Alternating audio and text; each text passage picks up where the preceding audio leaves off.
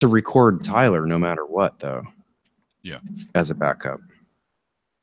Well, we should have at least 2 or 3 going at this point, so we're good. Yeah. It's funny, as soon as he hit record, though, his or as soon as we went live, I think his audio kind of degraded there. No, I was listening for that. I went live just a second ago after his audio degraded. After it degraded, okay. It comes and goes, I've found. Yeah. Just as long as it doesn't get to the point where we can't understand. Fair enough. Yeah. Let's see. I'm going to go ahead and do that. It should help cut down the bandwidth going out. Oh, yeah, Yeah, same. I'm going to turn off the video as well. And with any luck, that'll help at least a little bit. Let's see if it catches up and gets better. You could drop out and come back. That's one option. Yeah, let's do that before we start at least. That way we can be on the same page. Okay. I hate technology, but I love it. I don't know what Zencaster's seeing, but I'm finding you the volume a little low, Murph. On me? Yeah. Okay, hang on a second. All right, I'm back in. Any difference? You sound great right now. Okay. Okay, so I'm a little low. Is that any better? Yeah, sure. Testing. Yeah, sounds fine to me. That sounds good? Yeah, good to go. Yep. Okay, good. That is 115%. Make sure I'm not peeking out on my task cam. I am not. So you kind of turned it up to 11.5. Yeah, like. I can go. It's funny. It says 100%, but then it allows me to go up to like 150%. So I don't know why it stops at 100. To be honest, Why not make 150 100? Right. Right. Why not make that the loudest? I don't know. But this one goes to 150. Yeah, it's fucking strange, man. Computers. Who'd have thunk it? LARPing Spinal Tap. I mean. All right. Are we going to sing the intro? No. Yes, you are. In a world created by beings. That's so annoying, though. I spent a lot of time setting up my tablet with a little soundboard thing, and I've got all the sounds, and it's like, No, it's weird. It's the mixer doing it. So. Yeah, it's odd. Oh well. Yeah. It's not the end of the world. At least it's at least we can hear you. Shit. Oh, yeah. Question before. Is anybody biting on the purchasing of John or I think it seems like not Oscar because nothing's jumped by $100. Yeah, no. No? Okay. No, just little onesie-twosie bits, but nobody's actually bought in on any of the live games. Yeah. Well, we're doing well in that case, independent of that, because it's up to 500 now. Yeah. Mm-hmm. Is it really? Oh, yeah. That's awesome. Yeah. I haven't looked at it in the last day or two. Oh, yeah. Yeah, good job. 494. Fantastic. Mm-hmm. Yeah. All right. So let's kick this pig, as John would say. All right. Hello, and welcome to the Miskatonic University Podcast, episode 128. This is the podcast dedicated to Call of Cthulhu and other horror and Lovecraft-related role-playing games. I'm Keeper Dan. I'm Keeper Chad, and this episode we're going to continue our expedition into Pulp Cthulhu and look at the talents section of the new rules. Thanks for dragging that out a little bit longer. I'm Keeper Murph, and to help shed some light on Pulp Cthulhu, I fucked that up already. I'm Keeper Murph. I can't talk. Fuck it. I'm Keeper Murph, and don't laugh, god damn it. You can't do that with Shut up. Hey, we got a John. Was that a John? Yep. Just wait. Hold on. I got to get the notes. We're going to restart. Oh, are we? Let's just change John back into the fucking intro. Fuck up. Okay. Remember, we have guests. Don't scare them off. This is a side that you never see. Yeah. Yeah. We've gotten that my, kind of comment backup. a number of times. Is wow, this is a whole lot less organized than I would have expected. Since we're kind of restarting, there's nothing I need to do in Zencaster other than load it up, right? Right. Okay. That's right. That is correct. Oh, and John. Of course, if you hit record. What in the hell? John, man. Hold on. John. Don't do that again. John, what the hell are you doing, man? I'm catching a flight to Kansas, bro. Had the wrong one. You about blew out my headphones, man. Oh, Sorry. Fuck. I had the backup in the wrong, the backup cord in the wrong hole. So yeah, don't do that. That's what you always tell her, isn't it? Here we go. Got it in the wrong hole, hon. I really apologize. That's just what I told her. That's fine. All right. Yeah, That's she good. never- Good, clean Monday night humor. Doing here. All right, beer number 4. Here we go. Oh boy. Okay, so I'm starting. All right, I got my backup recording going now. All right, cool. Awesome. Levels look good. You look. Should we? Zencaster wasn't recording, so we want to just start from the beginning, Dan. Yeah. All right, hold on. And Tyler, would you give us a 1, 2, 3 just so we can check your levels in the Zencaster? Sure. 1, 2, 3. Can you do it again with the manly voice? 1. Douchebag. John. you're in Wow. trouble. John's Wow, in a mood. John's got to fight this old lady for real. Okay. John, Yes. remember the guest GM spot that I offered you at VirtuaCon? You may have to take that back. There you go. Pull up the big guns. Also, you're dead to me. So.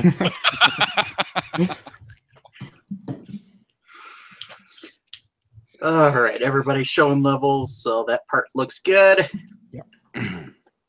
Hello, and welcome to the Miskatonic University Podcast, episode 128. This is the podcast dedicated to Call of Cthulhu and other horror and Lovecraft-related role-playing games. I'm Keeper Dan. I'm Keeper Chad, and in this episode, we're going to continue our expedition into Pulp Cthulhu, and we're going to take a look at talents. I'm Keeper John, and to shed some light on blah blah blah. Don't feel bad. I fucked up the same one. I think it might be a sign of poor writing, but go I ahead. think so. Probably. All right, let me try this again. We're going to go with Trevlix? Okay. I'm Keeper John, and to help shed some light on pulp gaming in general, we're bringing in another ringer. Trevlix, welcome. Hi, thank you. So glad to be on here. And I'm Keeper Murph. Yes. Welcome. Sorry. Yeah. Nice to hear you. Now go bulldoze him. And I'm Keeper Murph. Trevlix, you've done some Cthulhu game writing over the years. What might the people know you from? I've published a number of free scenarios that are out there in various places. I was in Legends of New Orleans from Golden Goblet Press and in the monograph Toying with Humans. Awesome. Cool. Cool. Excellent.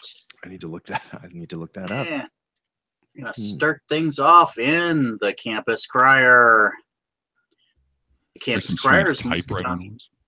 I'm sorry, dude. Yeah, don't do the typewriter. I'm sorry. Go ahead.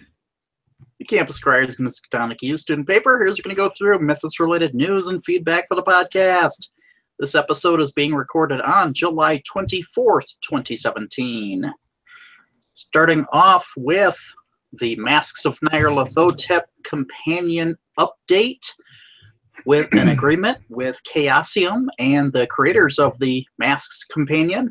The PDF version has now been put on sale, and the profits of those will directly benefit Yog-Sothoth. It's available directly That's awesome. and currently exclusively from Chaosium.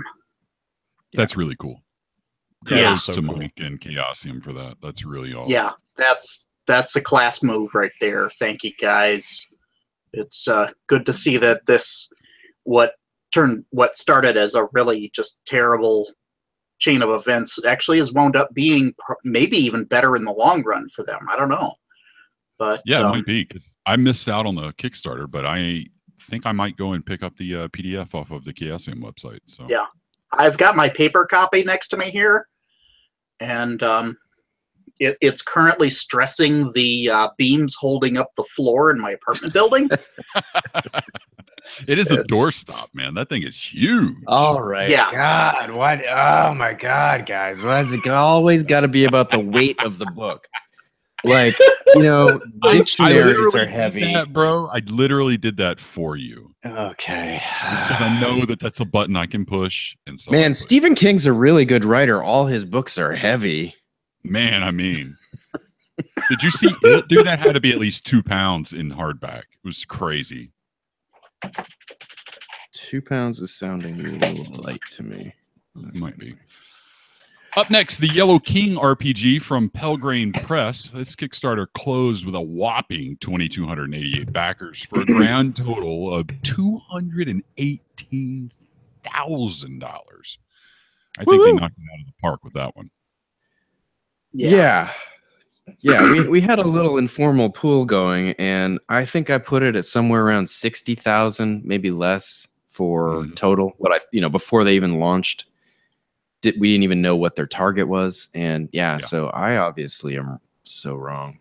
So wrong. Their target was actually, it's like 23,000 pounds, which I don't know that the conversion is on that, but it's not a small amount. It's more than normal for a little, probably like 30, 40,000. Yeah. It's don't underestimate the power of Robin D. Laws and Yellow King. I am a backer. I'm a backer in this, and it is absolutely amazing. I don't think it was a secret that I was always interested in the gumshoe system, but I've tried reading it several times, and I've had problems trying to understand the combat, healing, and sanity mechanics as they're written in Trail Cthulhu. At some point, I don't know when it happened, but at least in Yellow King, where it is based on the gumshoe system, it re-engineered the way combat, health and healing, and sanity are all conducted, and it just seems so intuitive for the kind of investigative system that is Gumshoe, with the dice or the skills that have a pool of number that you spend from. You're rolling one 6-sided die, and just the way that combat and sanity and all that mechanics work now seems incredibly intuitive, and I'm very much looking forward to running.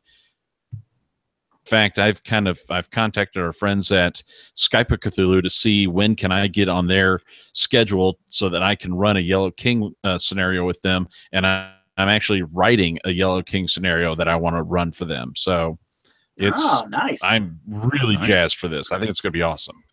Very cool. John is all in. That's great. So did you get the physical copy or the PDF? I will be getting a physical copy. I think it was called the graduate level. So the only physical reward I'm going to get is the box set of the game books. So it'll be all 4 books in like a slipcase with the screen and everything. And then anything else will be for me at my level will be PDF. I just wanted the hard. Yeah, that's good though. That's the box 60 pounds. Really nice. You get all the, and this is several books in a slipcase. So 4 books in a slipcase with that screen and everything. And the cover is the cover. I really like how they engineered that to make the screen the actual cover for the slipcase. That's pretty swift there. I thought that was super smart too. Yeah, that's a really good idea. Really. This thing had 42 stretch goals they went through. Yeah, it's insane. Unreal. Wow. Congratulations, Robin. We should also mention that there's already another Historian RPG out there. It's called Yellow Dawn, The Age of Hastur by David J. Roger. And we'll have a link to that in the show notes as well. Yeah, and there's a whole community online. I was poking around for some other Yellow King or Carcosa stuff. There's a supplement or a setting for Legends of the Flame Princess. Right. That is Carcosa. Lamentations. You're correct. Well, and It is. You're correct. It has nothing to do with Legends. I don't know. I'm going to fix it for you. yeah, Lamentation. And there's a whole RPG called Carcosa. What? Okay. Yeah, there is a whole RPG called Carcosa. The Yellow King and Carcosa in general are actually fairly popular so far as horror RPGs go. Who doesn't like it? Yeah, that's obviously it's a huge appeal to a lot of people. I don't get to retake the Lamentations of the Flame Princess, huh? Yeah, go ahead. No. Yeah. No, we've moved on. I don't care anymore. It's fine. Okay, good. So next up. No, go ahead. I know. I'm not going to make Dan do that. This is all just... I actually meant, go ahead, whoever's reading the next news. Oh, yeah, you didn't mean me. Got it. Okay. Oh, yeah. Well, did you know, by the way, that there are new Shoggoth minis for sale? Badger's putting them on his site. That they've been up for a while. They come in 4 colors. These are mini Shoggoths, and the 4 colors are Baleful Black, Putrid Purple, Blasphemous Bronze, and Grotesque Green. And nice. you can buy them. They are adorable. They are very, very cute. These done by Jason. Yeah, these are done by Jason McKittrick as well. Correct. Yep. That's fantastic. Yep. And so they're $10 a piece if you want to get them individually, or all 4 for $30. And we'll have a link in the show. Oh, that's not a bad deal at all. Yeah. No, it's not. I had the I'm giant hoping one. those might be available at the con. That's a thought. He's bringing some. I think he's kind of doing pre-orders because I've pre-ordered some and asked him to bring them. Okay. Yeah. I'm going to have to do that as well. Is Badger Speaking still of pre-orders? What? Sorry, I was just going to ask, is Badger still offering the coupon for Yogg-Sothoth off? He is. Yeah. How does that work? Let's shoot to his website because I think he's got a message up there right now. The most recent one. Yeah, he's got, it says normally it's $20 for Feed the Shoggoth, but it'll get you $15 of the coupon. And he's got the coupon code ShoggyDeck16. It's still up there. I don't know if it still works though. Well, or am I looking at the wrong one? I don't know, but you're talking about the YSDC thing, right? Tyler? Yeah. Okay. Yeah. No, I'm looking at the wrong one. From now until midnight, July 1st, I will be offering copies of Feed the Shoggoth at a discount. Where do you see that? On the front page of feedtheshoggoth.com. Yeah, that's why. The Jesus first Christ. The first post, of course. First post, yeah. Oh, there it is. Yagi17. Gotcha. So, yep. But that is no longer active. That's dead. We just gave Dan some extra work. No worries. Sorry. And while we're in a zone that doesn't exist, I didn't hear an answer on Tyler. Can we call you Tyler, or do you prefer to just keep it Trevlix throughout?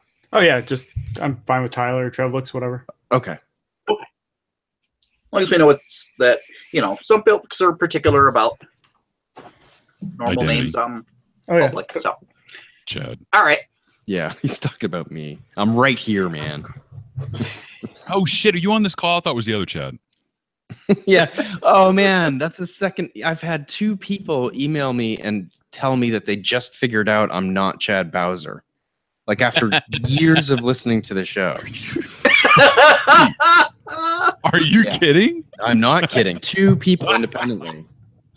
One was a couple of months ago, and then I won't name who it is, but somebody we all know thought that I was Chad Bowser. Was it Oscar? Tell me it was somebody. No, it wasn't Oscar. Like, I've been at his house 43 times in the last 6 months, and for some reason he thought my name was Bowser. He was like, so anyway, when you wrote Invictus the first time, wait a minute. No. Yeah, he's familiar. Oh, that's funny. Yeah, that's good. All right, so we're back in it. And speaking of pre-orders, the HPLHS has dropped a lovely little thing here on their website. They are offering audio book of every single Lovecraft story read by their people.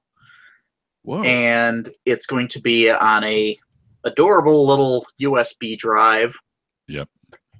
And it looks kind of like the memorial plaque almost. Yeah, it's like the silhouette. Yeah.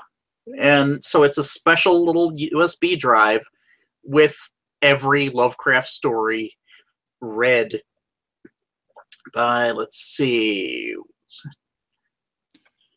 It doesn't really say who all. It says everyone, I think. Yeah, I'm not seeing the... Andrew Lehman, Sean Brainey, and it doesn't really say anyone else. Yeah. It does mention that it does have some original music from HPLHS composer Troy Sterling Nyes, which is nice. Mm-hmm. But these are not dramatizations as the others are. These are straight audiobooks. Yep. And they offer some audio samples on their website, so you can... And then that, including the statement of Randolph Carter, they're including the entire story. Right. Holy crap. Are they including Mountains of Madness? This is yes, like... they are. It's on the list. Yeah, it would fill up 42 CDs if they actually put it on disc. Instead, they're filling up a custom 16 gigabyte USB flash drive. Yeah. How did that take them to produce? And the one that you're looking at, Chad, I think is the list is the selected tales. Yeah, That's the budget list for people for just $20. Those are just the selected ones. The primary one is $75 for all of it.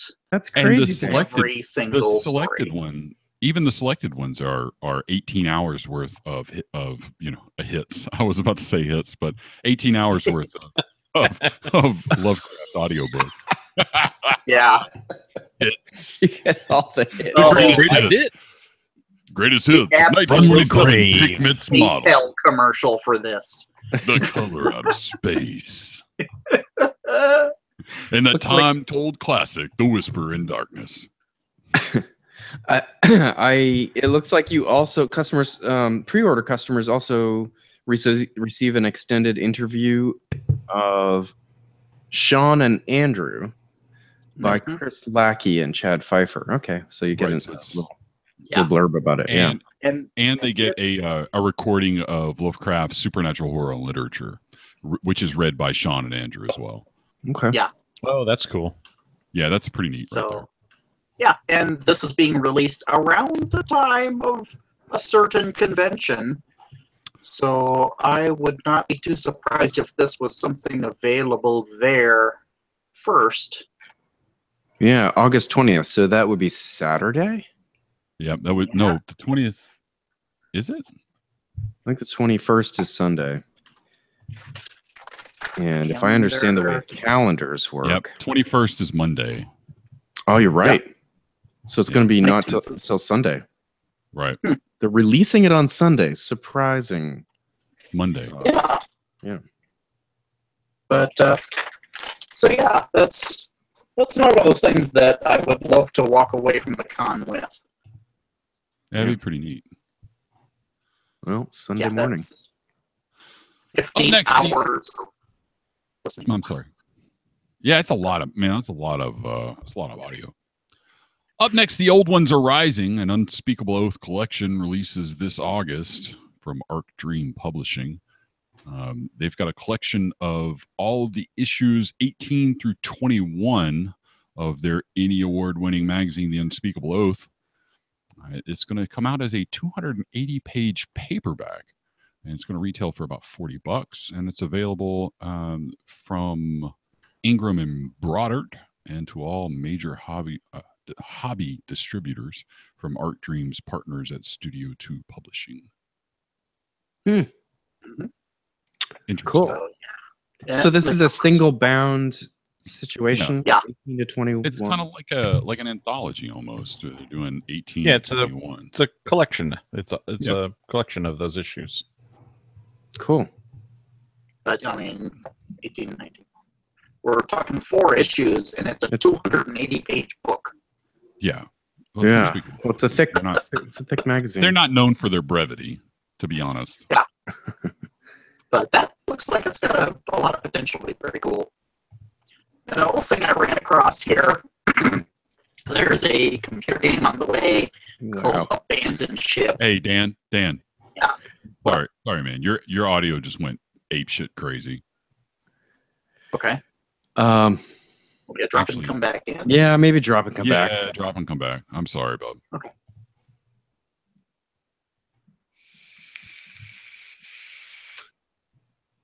So how's everyone's night going? Shabby. Okay. We'll see. Is this any better? Yes. Weirdly, it is. All right. Thank you very much. And the whole thing that ran across my stuff here, my feeds, is that there's a video game called Abandoned Ship that's not quite out yet, but it's actually going to have several types of Lovecraftian style monsters for your characters to fight. There's a nice little video in the article that I have linked that it looks like you're kind of on a pirate ship sort of vessel trying to get from point A to point B, and you have a cult of Cthulhu essentially chasing you and attacking you, and a whole lot of monsters. Oh, that's cool. And it looks very cool. Lots of tentacle things, deep ones that climb on board, ship-to-ship combat. It looks like a fun little thing. Pretty neat. Up next, we have news from Darker Hue Studios. This is the digital version of Harlem Unbound. After the extremely successful Kickstarter earlier this year, Chris Spivey, who's been on the show and CEO of Darker Hue Studios, has announced that the digital version of Harlem Unbound will be available this Friday, July 28th on Amazon and on the website, darkerhuestudios.com and RPG Now. So you can go and grab it then. Yeah. Chris actually sent me this earlier today and said, hey, can I get this into the news? And said, you got perfect timing. Yeah, that's awesome. Yeah. I've been looking through my copy of it, and it's very cool. So, yeah, he made sure all the Kickstarter backers were covered, and now it's going to be available to the public. That's fantastic. That is awesome. Sorry, that was my phone going off. Let me mute that. And I have no idea what this other thing is here. Oats Studios. So have you guys heard of Oats Studios, the project that Neil Blomkamp is doing? Yeah, it's a crazy cool idea he's got going on. Oh my God, it's so awesome. It's totally free on YouTube. Just look up Oats Studios, and he's doing these really great short horror movies, and they're sci-fi oriented. I'll call them sci-fi, but I mean some are really science fiction. One is a war setting, Vietnam War setting. Just Lovecraftian weird on, and they are amazing the way that they're shot. And the videos that are coming out right now, he's calling the Volume 1. And then there's a bunch of different stories going on, and none of them are finished yet. So that soon they'll start doing a Volume 2, and it'll be continuations of these stories, is what I'm assuming. But man, some of these are just some great going on here as far as the different stories. Zygote is an amazing sci-fi horror film that is incredibly Lovecraftian. I think it's called Firepoint. Yeah, quick little note about this Oats Studio is Neil actually dumped $1 million of his own money to start this project on YouTube. Because he didn't want to be backed by any of the major studios or anything like that. So he can keep it completely open and have creators doing their own content without any influence. So props to him for sinking so much time and effort. And well, money, no kidding. $1 million is not something anybody can really come across. But yeah, it's pretty neat. Yeah, I mean, they put out a bunch of little teasers when they're working on stuff, and then they'll put out the full item when it comes time. But Firebase is utterly amazing. Raka, Zygote, I mean, all of them are They're really good. Awesome. There's one simply called God Serengeti, and it's a really short vignette that is in comedy also. And the God one is dark humor. It's funny. And then there's a collection of 4 videos that are the Cooking with Bill, and it's like a late night show where they're selling kitchen gadgets. And there's 4 of these videos in that series, and every one of them is only like 3 minutes long. They are utterly hilarious. You know, that's got also more dark humor. I think anybody who's a fan of Lovecraft is going to love Oat Studios. I just subscribed. Oh, free. Yeah. Thank you for pointing that out. That is really cool.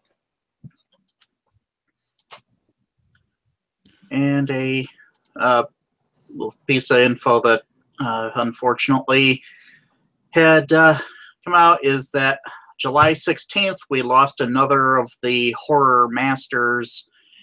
George Romero has passed, and I'm sure he is now out walking and shambling on the streets of California. Yeah, that came. That's a drag. For some reason, it came as a shock to me. I had just assumed the guy was immortal. Yeah. He did so much stuff with people that had already been dead that he just kind of became, completely immune to it. But yeah, it's unfortunate to have lost him. He gave us an entire genre of entertainment. I did see a photograph from the mall from Dawn of the Dead is still standing. And someone took a picture of one of the marquees outside of that mall, and they paid a tribute. They said something, it was really nice. It was just something simple like "Thank you, George," and it had his the dates of his birth and death and everything. But I thought that was really nice that even those people still remember what George did to kind of put them on the map, and so I thought that was neat. Yeah. Trying to flip through. There's been a few documentaries about him or about the early Night of the Living Dead and so on movies that I saw. I think I saw in the 80s, so it's an old one, and I'm not pulling up the title, but there's a great scene where he is trying to figure out an effect in, I think it's Dawn's the Mall, right? Yeah. Dawn of Dead. And he's using, in order to get that flesh pulled off of a muscle effect in a shot, he's actually layering bologna onto this person's arm. Actual cheap cold cut bologna. Yeah, I saw that as well. Yeah, he was putting sandwich meat on somebody's arm so he could pull it off in chunks. So that's a random memory, but it's never left my brain. Yeah, that's pretty terrific. Thinking outside the box, though, for an effect. That's great. Up next, a big thank you to everyone who chipped in on the MUP fundraiser. As of recording, we are $200 away from the release goal of the ransom. Once we reach that, this scenario from Keeper John will be released. We've all seen a preview of the layout, and holy crap, it looks much better than I expected. Yeah. Super pro. Yeah. Blown away. And I got to give all props to brother Justin. He through Kansas City, came by the house, and I was showing him this I wrote, and I know he's a graphic designer by trade, and I said, hey, is there anything you can do to kind of turn this into a nicer looking PDF? I can take care of that, no problem. And I basically gave him free reign, and I'm super stoked with what he's done. Dan, is there any way we can maybe grab 2-3 pages, if necessary, redact any of the text as not to not for secrecy for in general, but I don't want players who might go through it to accidental. But maybe redact some of the text just to kind of show off the type of style of what this PDF is going to look like. Yeah, we can do that. Yeah, it's really That'd be impressive, guys. I was props to your brother, man, because that is just a fantastic job. Yeah, he did a really nice job on that. So, absolutely. Also, John, can you drop and come back in? You're dropping out on me like crazy. From Hangouts, drop from Hangouts. Just Hangouts, yeah. Please do not Hangouts. drop from Zencaster. Don't kill Zencaster. Was it just me, or was everybody else having that? No, it was I think. Okay. I was hearing him too, but since it was recording him locally, I didn't bother with. Well, I got to the point on my end where I couldn't barely follow what he was actually saying, so I thought I'd better chime in. Yeah.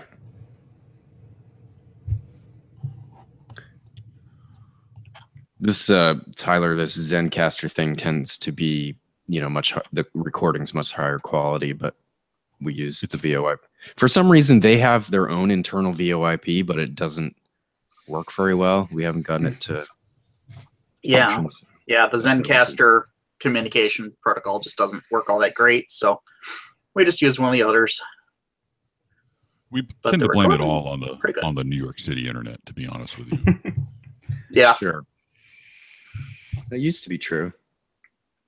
It still is true, bro. No, it's not. No, we still blame it on the New York City internet one way or I another. see. Whether it's true or not. Yeah. Whether it's true or not. Yeah. No, that makes sense. Although today I think it's more the Kansas and North Dakota internet than anything. South Dakota, sorry. We'll blame it on North Dakota. That seems right too. Yeah, seems right, yeah. I'm fine with that. Yeah, Fuck this 'em. guy's Let's blame it on stuck. North Dakota. I'm impressed that they have, faster than dial-up in North Dakota. So I forgot it was a state. I call that Southern Canada.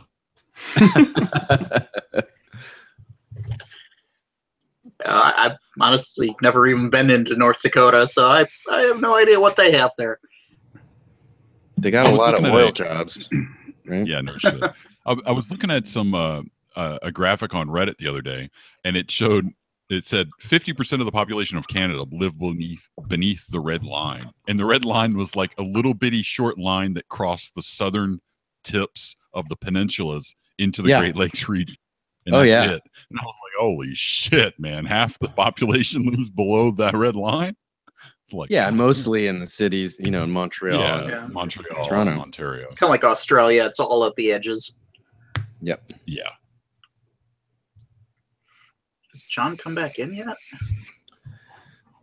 I wonder what he's doing. Not in. Maybe that was a is he in Zencaster? He's still in the notes, which would indicate he's not like totally lost restarting. internet, Yeah. But maybe he lost the link. Oh, I haven't checked email. Maybe he's. Let me check email. Because when I went out and back in, I just hit the red phone and then just told it to reconnect, and that was it. Yeah, or you can just click the link that's in the email. 10-second thing. But no new emails. Maybe he's pooping. That's what I'm guessing.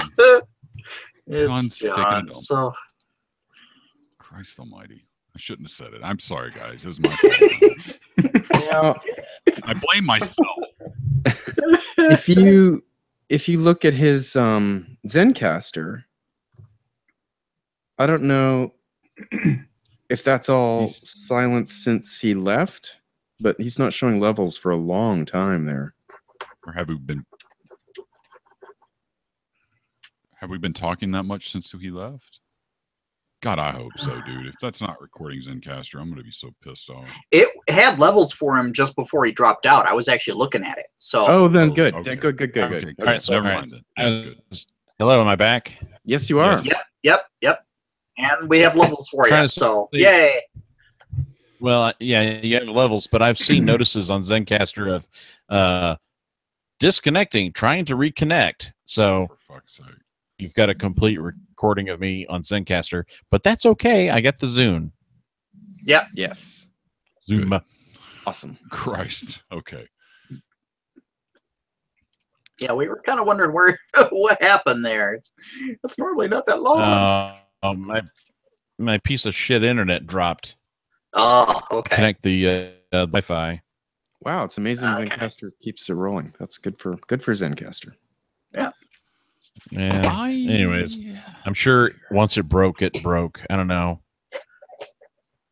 I doubt Zencaster is going to work for Dan this week, so I'll definitely have the backup for him. Yeah. Yeah. But it is showing your recording right now. It's showing your I know. levels. So I see. Yeah, I see it. We've had good We'll see what we get. We're disappointed, though. You're right. Hey, All Dan, I right. meant to in ask addition you about, to the book that John's going to be releasing at the 700 level, then we also still have several live play games that are available on the website. Nobody's picked up either of the games being offered by Oscar Rios for Cthulhu Invictus yet. And John is basically offering to run as many games as anybody wants to buy. Yes. has anybody bought any? No. Oh, damn. So yeah, there's $100 game offered by Oscar that'll be a 3-hour online demo of Invictus with a total of 4 players. So you can split, $25 a piece, or if you want to do it that way. And you get one original pre-gen for one of the team members. And then at the $250 level, he's going to run a Cthulhu Invictus adventure, and that's a 4-hour session. And everybody gets their own pre-gens, and the donor also gets a preview draft of Tour of the Empire, which is sort of covers all of the different areas of Rome, so that you can choose where you want to set it, because he's writing this one custom for you, depending on where you want to set it. And then John, go ahead. Sorry. And I think the thing with the pre-gens is that he's doing like a super custom one for this particular thing. Not that the other players won't have player characters. I think they're just existing pre-gens, I would hope. He's actually fashioning one. Right. So yes. Yes, exactly. So on the $100 level one, he's doing one custom pre-gen. And there are other pre-gens available. Absolutely. And then for the $250 one, everybody gets their own custom pre-gen. Cool. That's awesome. And John, you got a whole bunch of ones to pick from. I do. I have so with last year's was it last year or the year before? My brain forgets. I don't know. But there was a Kickstarter for my Goodman Games adventure, Lost Expedition.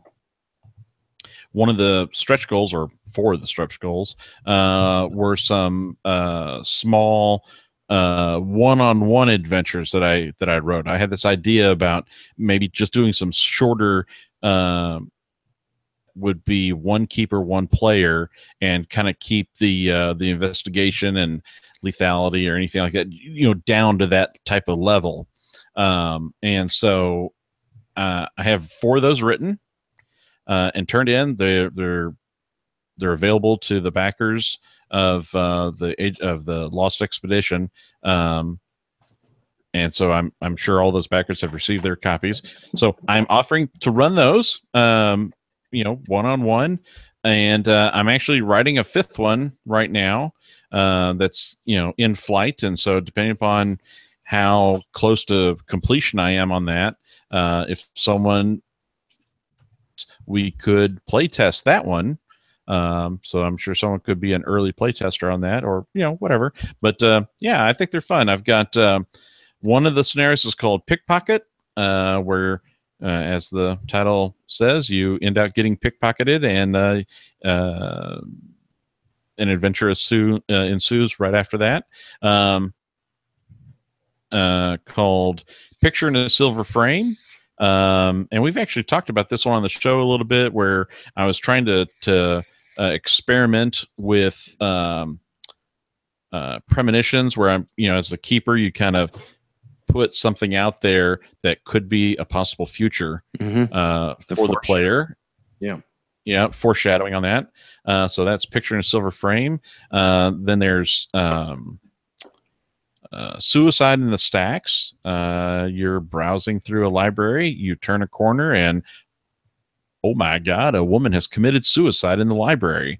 And so there's the adventure that that spins off from that. Like, why did she do that? And what motivated her to do that? And is there any forces working against her that may have caused that?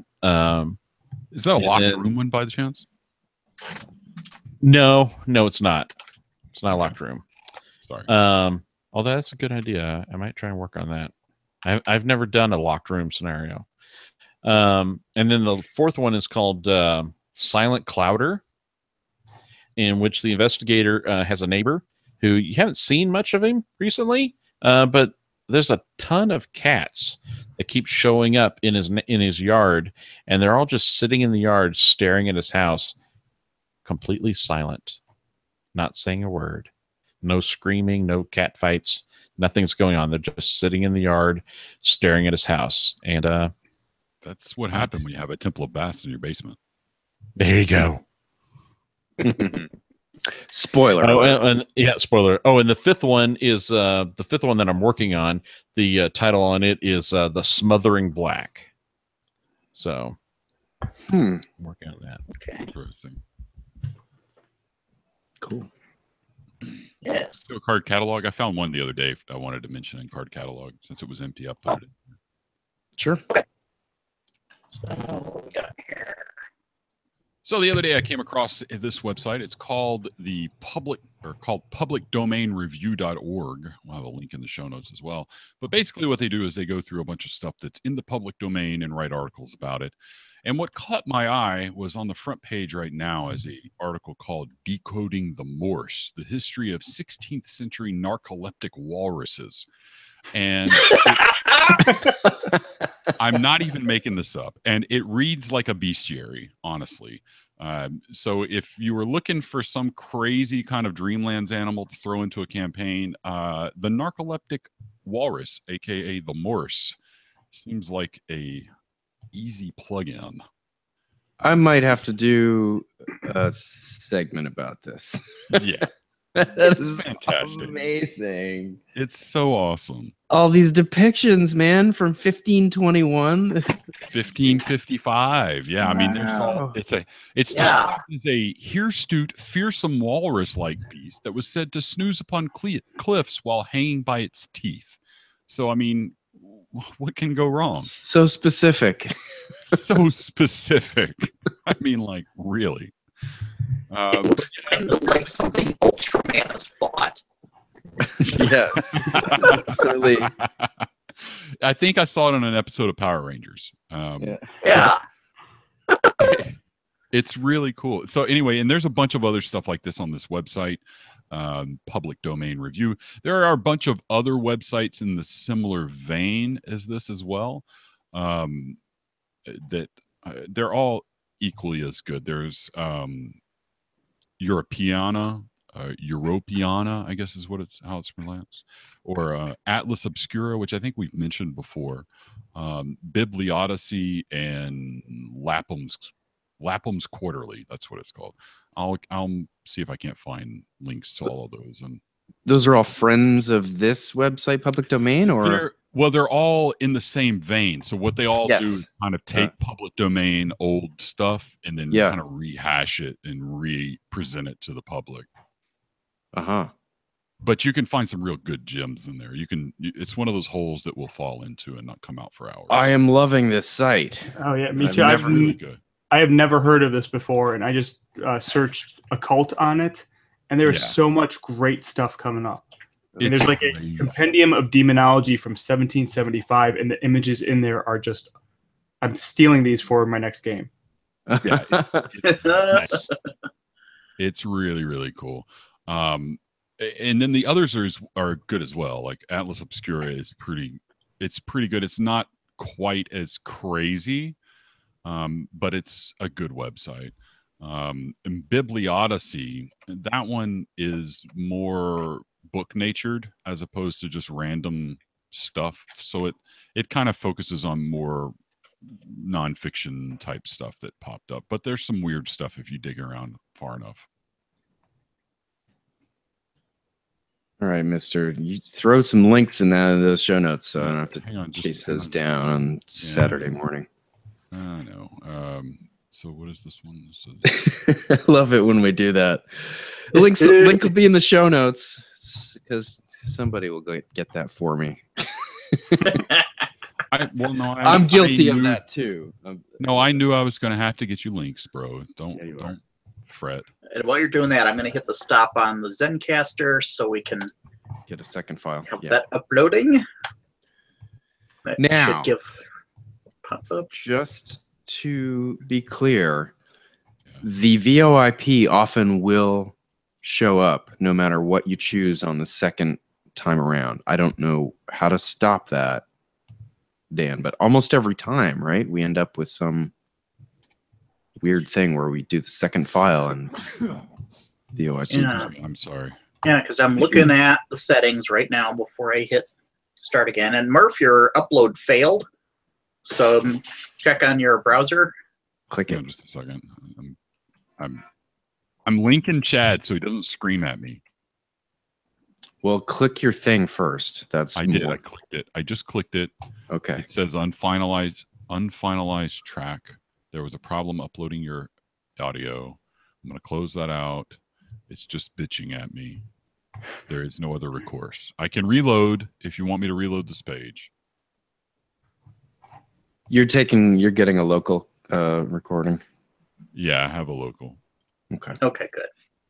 John just disappeared from there. I don't know if that matters. Yeah, I just saw that. I'm reloading. I'm reloading. Okay, I'm going to reload as well. And fuck it. All right. Well, I'm going to step away for 1 minute then. Sure. Okay. Okay, go ahead.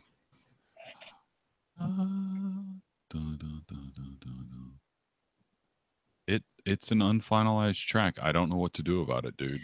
Yeah, apparently it just is flat out failed. So that's a new one. Okay. All right. Well, I'm glad I recorded on the damn Zencast or the Tascam. Yeah. Yeah, that'll be easier than me trying to pull it off of the my Tascam.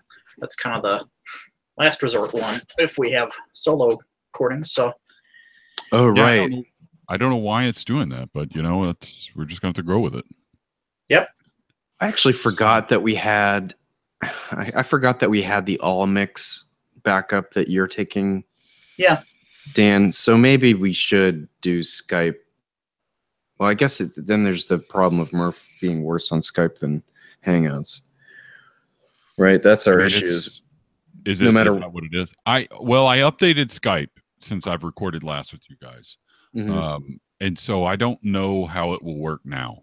It might work better. It might fail miserably. Has Hangouts been particularly bad? No, I've not had any trouble with Hangouts to speak of. No, but I find that Dan and John are clearer on Skype than they are on Hangouts. I agree with you. But Murph was having a problem with Skype, or you tend to have more of a problem. We can try Skype. Like I said, I updated it, so who the fuck knows if it's going to play nice or not. I don't know. I'm more in the line of let's just keep what we got rather than what we have. Oh, that's fine. Yeah. Totally. Yeah. We can try it next time. We often get into trouble when we go like, can this be a slightly bit better? Yeah. Yeah. An hour later. Half the time, nobody gives a shit about the audio quality except for us. So. Well, there is an issue. I mean, if Dan had to use what was on what we've been hearing, he couldn't be on the show. You'd be fired. Yeah. You are. We'd pull Treblix in as a permanent replacement. As long as he edits too, I'm fine with that. I know. I was gonna say, like, whoever replaces Dan has got. No, I've done that before. It's not fun. Did you have a wait? You had a podcast somewhere? I was on a podcast for a while for a security podcast. I didn't edit on that though, but all the videos that I did for Pluralsight, I had to edit myself, and it's audio and video, and it's horrible. Yes. So I just did a story for Podcastle podcast.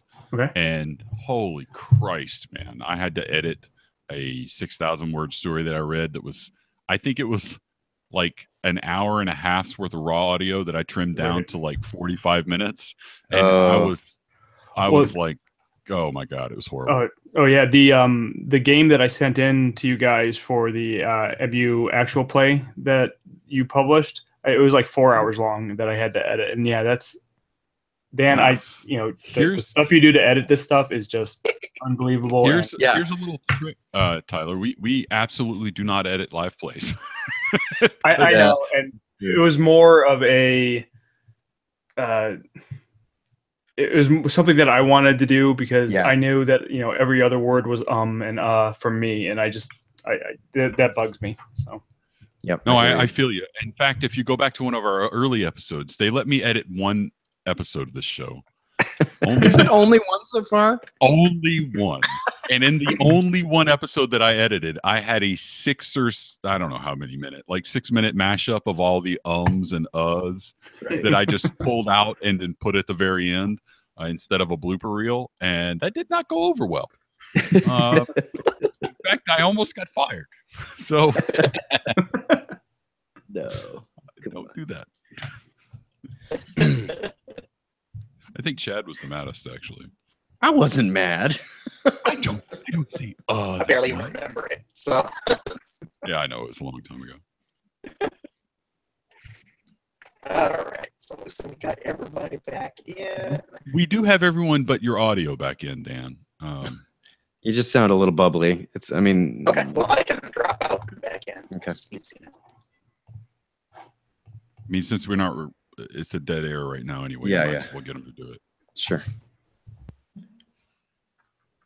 And there we go. And you're back. Good. Better? Oh. Okay. Is John back? Yep, I'm here. Awesome. Lurking. Cool. I'm going to watch Zencaster when you hit... Oh, there. It hit record. I just hit the button. So it should be refreshing for everybody. Yep. Getting everybody to select your microphones.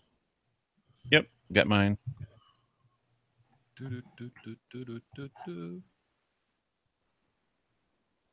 Yeti. Chad, it just says system default. Is that correct for you? Oh, let me be completely sure. There it is. There it is. There we go. Turned on. Okay. Double Chads. What's happening?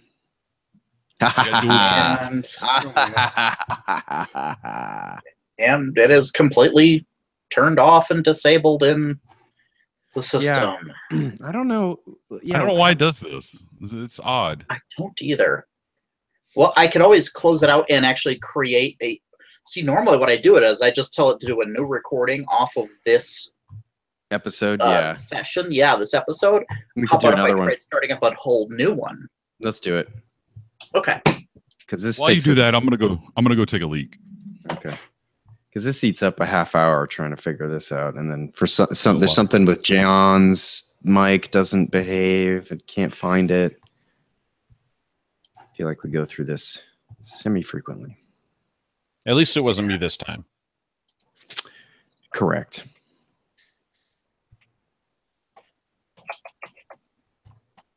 So that means we should look at our.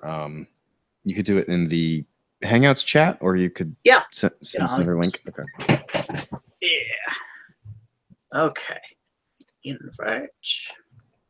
Wow, it's logging like every time somebody dropped and came back in. That's a lot of traffic.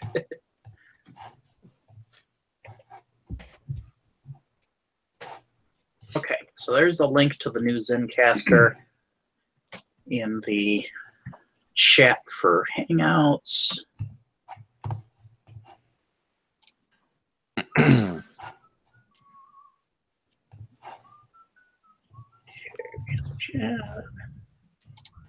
Oh, and Tyler, thanks for the donate. I just got the notice that You dropped up. Did you really? That's nice. Yeah. During the show? That seems, Yeah. I don't know. Seems like What happened? our guest has donated to the show. Oh, So you guys Oh, were like well, that's- you're like $6 from 500. So I'm like, I can push you over. Thanks. Yeah, that's awesome. you're so awesome. Now we're at 504. Oh, I see. Thank you. You're a fantastic individual. Oh, thank you. You're very welcome. Yeah. Wish you could be there. I mean, Perfect. I know you can't, but Yeah. Next time, I'm hoping to be able to get to it. My daughter's going off to college this summer, and so it's like a week fuck. before. she Pretty bad leaves. timing. Yeah. Yeah. Somebody. My wife. Yeah, my goal is to go to 2019. Cool. See if they can coordinate with Gen Con this time, maybe. Yeah. So the same damn weekend. Yeah. And it's Gen Con 50 too. That hurts. I'm like, oh Oh, this one is? yeah. Yeah. Didn't even know that, yeah. Yeah. Damn, that sucks. I'm missing Gen Con 50 to see you idiots. Oh, I don't know, man. That seems We like will- a fair pass. I think we'll do our best to disappoint, though. I have to admit, if it plays out like last time, you're gonna have a blast. Either way, it I comes see. out. I don't see it. Yeah, I don't see it going. It'll be a blast. It'll be a blast. You'll be recovering for weeks. Yes. John, I'm Mainly still waiting from for you the to pop alcohol into the new poisoning. Zencaster. I guess I'll refresh it. It didn't. No, there's No, a the link new in the one. chat. There's a new link. And Yeah. if you go to the chat for Google Hangout, Oh, John, I was there was the taking a echo piss. thing. So I created a whole new recording to see if that'll make it go away.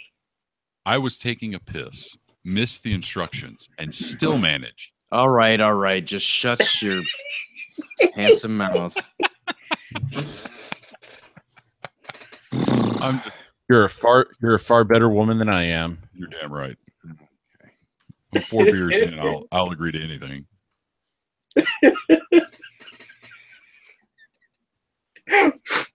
John. Glad you agreed to this, Tyler. Yeah, you're welcome. There's a whole other side to this show that we don't allow the Hi, general Brian, baby. public to see. John, you With got good pretty reason. mouth. Thank you, baby. I like it when you talk gentle in my ear. Please don't be recording, and if you do, burn what is happening right Oh yeah. Oh, yeah. Okay, Don't that's worry, just Chad. Randy Savage. I'm not cheating on you, baby. All right, so I just hit the recording on there. Do we have echo? Test 1, 2, ABC. 1, 2, 3, 4, 5. Nope, we're good. Testing. I think this will be SOP from now on. Yeah, Like, yeah, why not, that's right? easy enough. I can just create up a Might as part well. 2, and we're Yeah, good to that's- go. Seems like that's the way to go, because stopping it and restarting it always fucks it. All right. So, I'm just trying to find the right page here for. Settle down now, Nice. class. It's time for our next lesson. oh, what will you be teaching us today? You know, for some reason, whenever you guys play that, I picture the woman who's on the cover of the one of the Octoon Cthulhu books. Oh, yeah. The German chick. I love that chick. I actually got that photo as a poster. Oh, really? Yeah, it's fantastic. Awesome. I really like it. It might have been too much information. Oh well. I definitely picture her as attractive, yeah.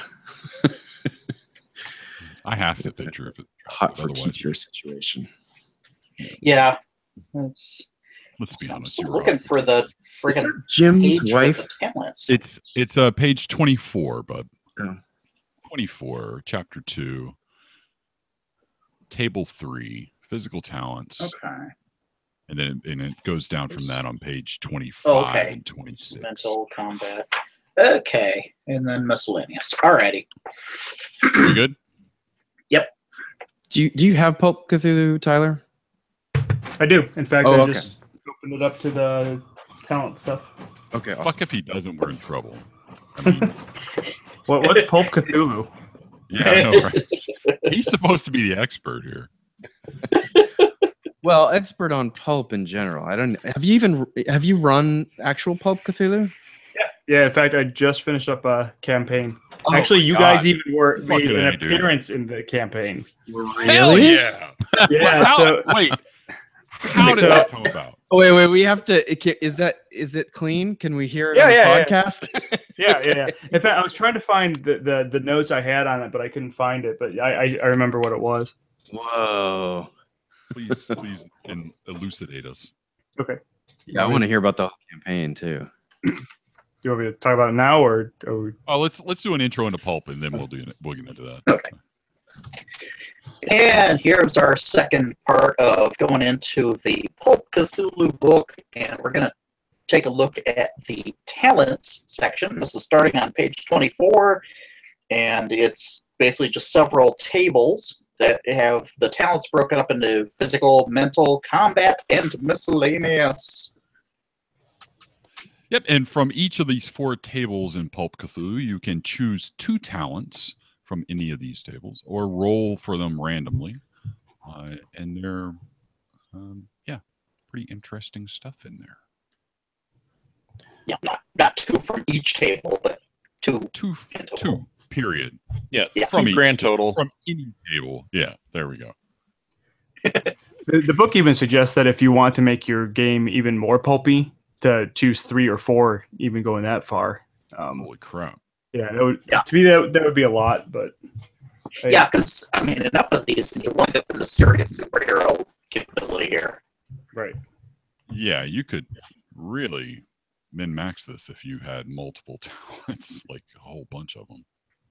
Yeah, they Yeah. include things like mental abilities like clairvoyance and telekinesis, which is starting to get to be sort of mutant. Actual psychic powers, and I was just thinking about Iron Liver and Linguist, but I guess those are good ones too. That seems, yeah, that's a weird superhero right there. Hello, I'm Polyglot Man. I'll drink you under the table.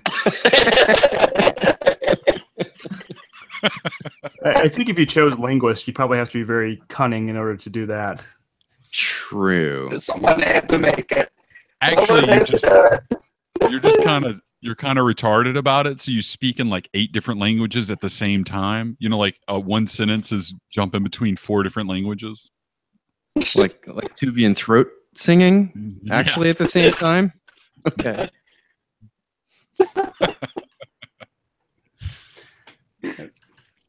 So as we said, the first table is table 3, the physical talents. But before we get into that, we need to reintroduce Trevlix. Tyler, tell us about the campaign that you just completed. Yeah, so I should probably say that while Call of Cthulhu is my favorite role playing game, horror RPGs is my favorite genre of RPGs. Pulp is definitely second. And so when Pulp Cthulhu came out, like even before Pulp Cthulhu came out, I just started getting in my head of what I wanted to do, and I knew I wanted to do this campaign.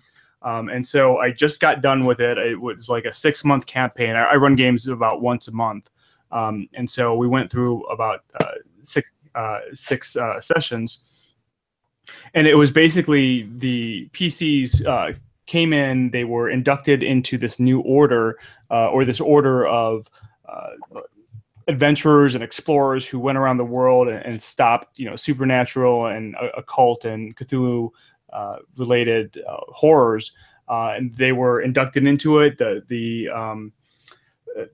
group had this mystical tablet that had this history to it, where it was originally broken up into 6 pieces, and this was one of the pieces. Tablet of many parts. I like it. Right, exactly. And as soon as they're in their initiation ceremony, in storms all these Nazi Thule cultists. They take the tablet, and the rest of the campaign is basically the PCs going around getting the other pieces to prevent the Nazis from getting them.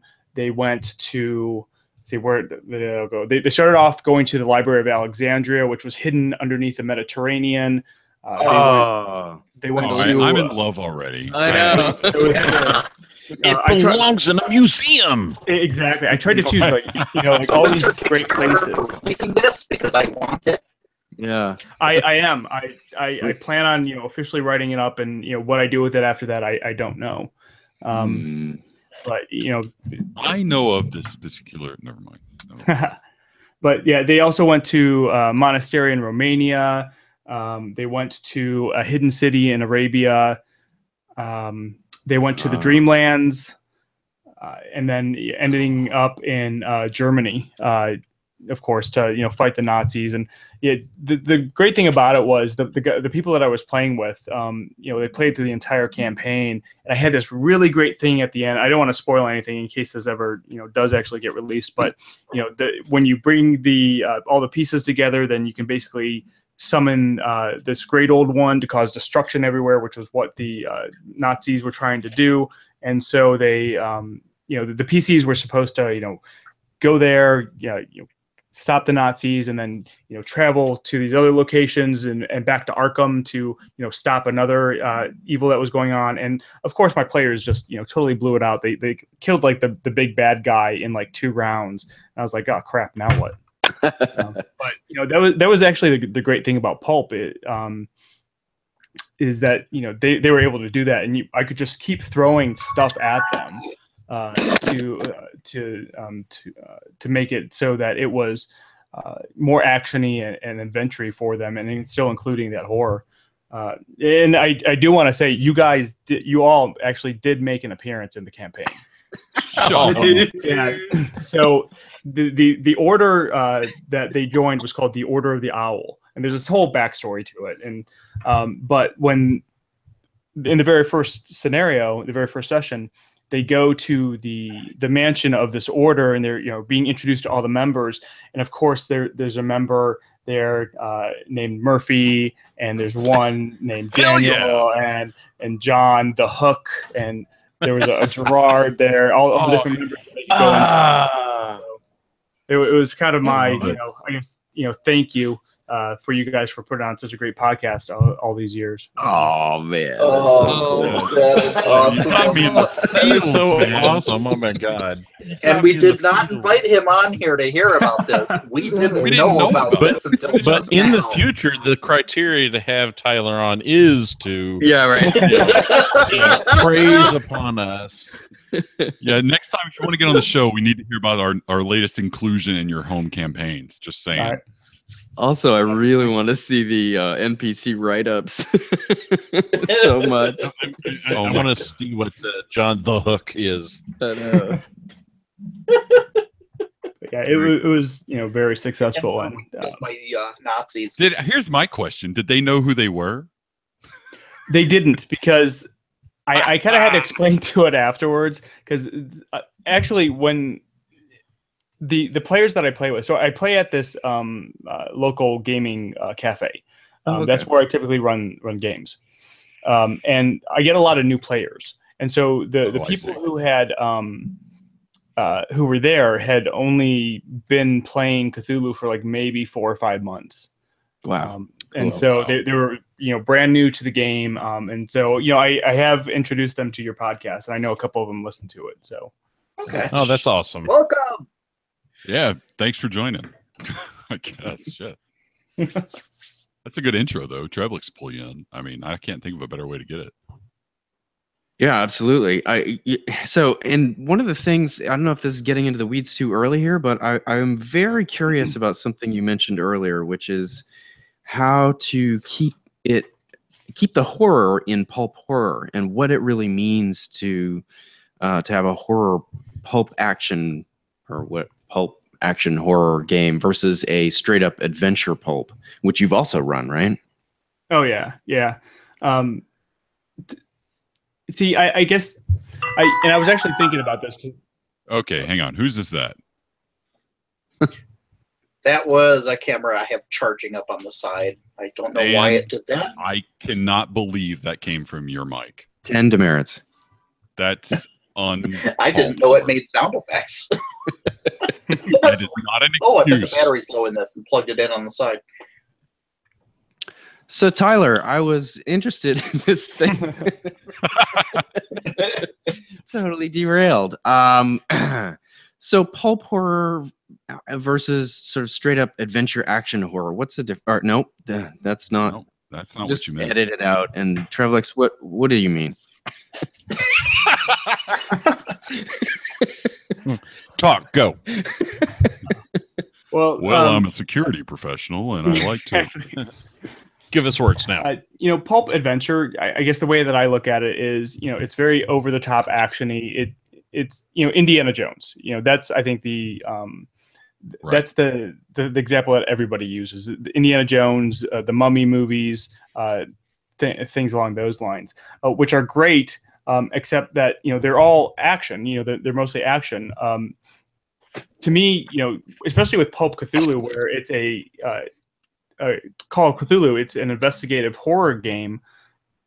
When you add the pulp onto it, you still have to make sure that horror gets in there, and I think that's actually a little bit difficult to describe and a little bit difficult to do. I was thinking about this, and the best comparison that I could come up with was the Indiana Jones movies. If you look at Last Crusade versus Temple of Doom, Last Crusade is almost all action and investigation. There's very little of, if I was translating it to like a role-playing game or to a Call of Cthulhu game, there'd be very few sanity checks that I could think of that would be in there. But when you look at Temple of Doom, it's still pulp. It's still Indiana Jones, but there are a lot more scenes in there which would probably warrant sanity checks from the PCs, where they're in the Temple of Kali, where they're where he's reaching through with all those bugs crawling over his hands, and at the end with all the alligators in the pit below them. I guess that that's the best way that I can point to examples of what the difference between pulp adventure horror and pulp horror and pulp adventure is. That makes sense. The scenarios in the back of the Pulp Cthulhu book, I think do a really good job of this, as do John, your Age of Cthulhu scenarios. I think they fit right into the pulp horror adventure that you have. Oh, thank you. I hadn't. I do when I'm writing for Age of Cthulhu. That's actually one of the tenets from Joseph Goodman is have it action oriented with horror as well, so it could be a product that stands apart from the other Call of Cthulhu horror scenarios that are on the market. So hopefully we're achieving that. I actually wanted to ask you, in your experience in running pulp scenarios, and understanding that pulp, and we'll take Raiders of the Lost Ark as an example. It got its genesis from the old serial short films. That cliffhangers was a hallmark of pulp. Do you have? Is a cliffhanger something that you try and work your campaign adventures towards? And if you do, does it take, in your experience, does it take any kind of and faith from your players? Does a player in your campaign step up and go, I'm willing to put my character in harm's way, and almost kind of some sort of in order to end on a cliffhanger? Or is this even something that you deal with in your campaign? Oh yeah, absolutely. It's funny you bring that up, because I found that my players wanted the cliffhanger campaigns, or I'm sorry, the cliffhangers to the scenarios. In fact, at one point, I didn't end a scenario on a cliffhanger, and they complained about it. They're like, "Well, where's the cliffhanger of this?" And it helps. Awesome. It helps to like draw them in. and it was obviously working because they wanted it. But I found cliffhangers and putting things like traps and just stuff like that into the pulp games really helps bring the players into that the pulp mindset.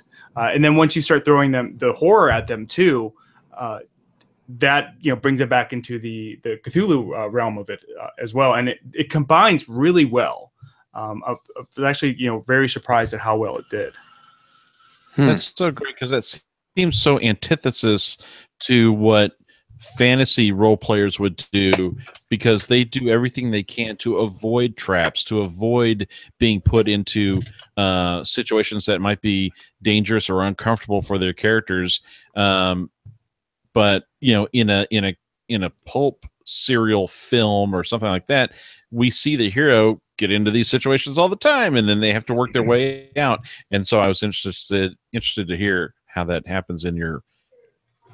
Yeah, the best way that I guess I can describe it is, or give an example, is during one of the games, or at the end of one of the games, I asked my players, what could I be doing to make this a better game for you guys, and they gave me an example of, in the very first scenario, they were in the Library of Alexandria. Two of the players had gone into this room, and where there were these like puzzle pieces on there, on a table, and then all of a sudden the door slammed and sand starts pouring in, and I started a timer on my phone for 3 minutes. And I handed them a puzzle. Basically, it was a picture of the Eye of Horus, the hieroglyphic symbol. And I had cut it up into about 16 different squares and mixed it all up. And I said, all right, you have 3 minutes to solve this. And basically every minute or so, I would let them do like an int check or a spot hidden. And if they passed, then they could flip over one of the squares, and it would tell them which position it was supposed to be in. But they loved this, that awesome. There was this trap that they had a time limit on, and then the other players who weren't in the room were just scrambling around the library trying to find anything that they could, and eventually they did find something which added another minute to the time that the two people in there. But I have never seen players freak out so much as this timer is going down. And I mean, they were standing up, they were getting frustrated, and we actually had to take a break afterwards because they were shaking so badly that they had to stop playing for a couple minutes. That is Epic awesome. win. Oh my God. Man. I just got like an RPG. Yeah. That was awesome. That's awesome. I am That's totally like a Chad needs a masterclass. minute. I need I to just had make a masterclass. I'm rule shaking. there. That's crazy cool. I'm stealing that. That is amazing. Yeah. What Yeah, a that is great awesome. way to imbue that sense of action and tension, but not make it cartoonish and make it very visceral and real. Oh, that's Right. brilliant. Yeah.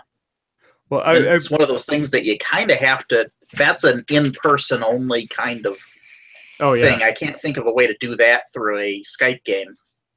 Well, you can have a different, I mean, not to Just push have a- back against that, but I think you could come up with a puzzle that's not physical, that's mental, either, make it Sudoku if you have, I something. just love the idea of having the pieces on the table that everybody's scrambling, trying to figure out what it is. No question. And with a timer clicking, clicking Yeah, that's down. crazy awesome. It's That so really brilliant. is What a cool. great convention little magic trick too.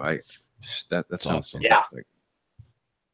Well, I'm curious if I could kind of flip the tables, John. How do you kind of do that? Make sure that the action and adventure is balanced with the horror in the stuff that you write. Wow. I was not expecting that. You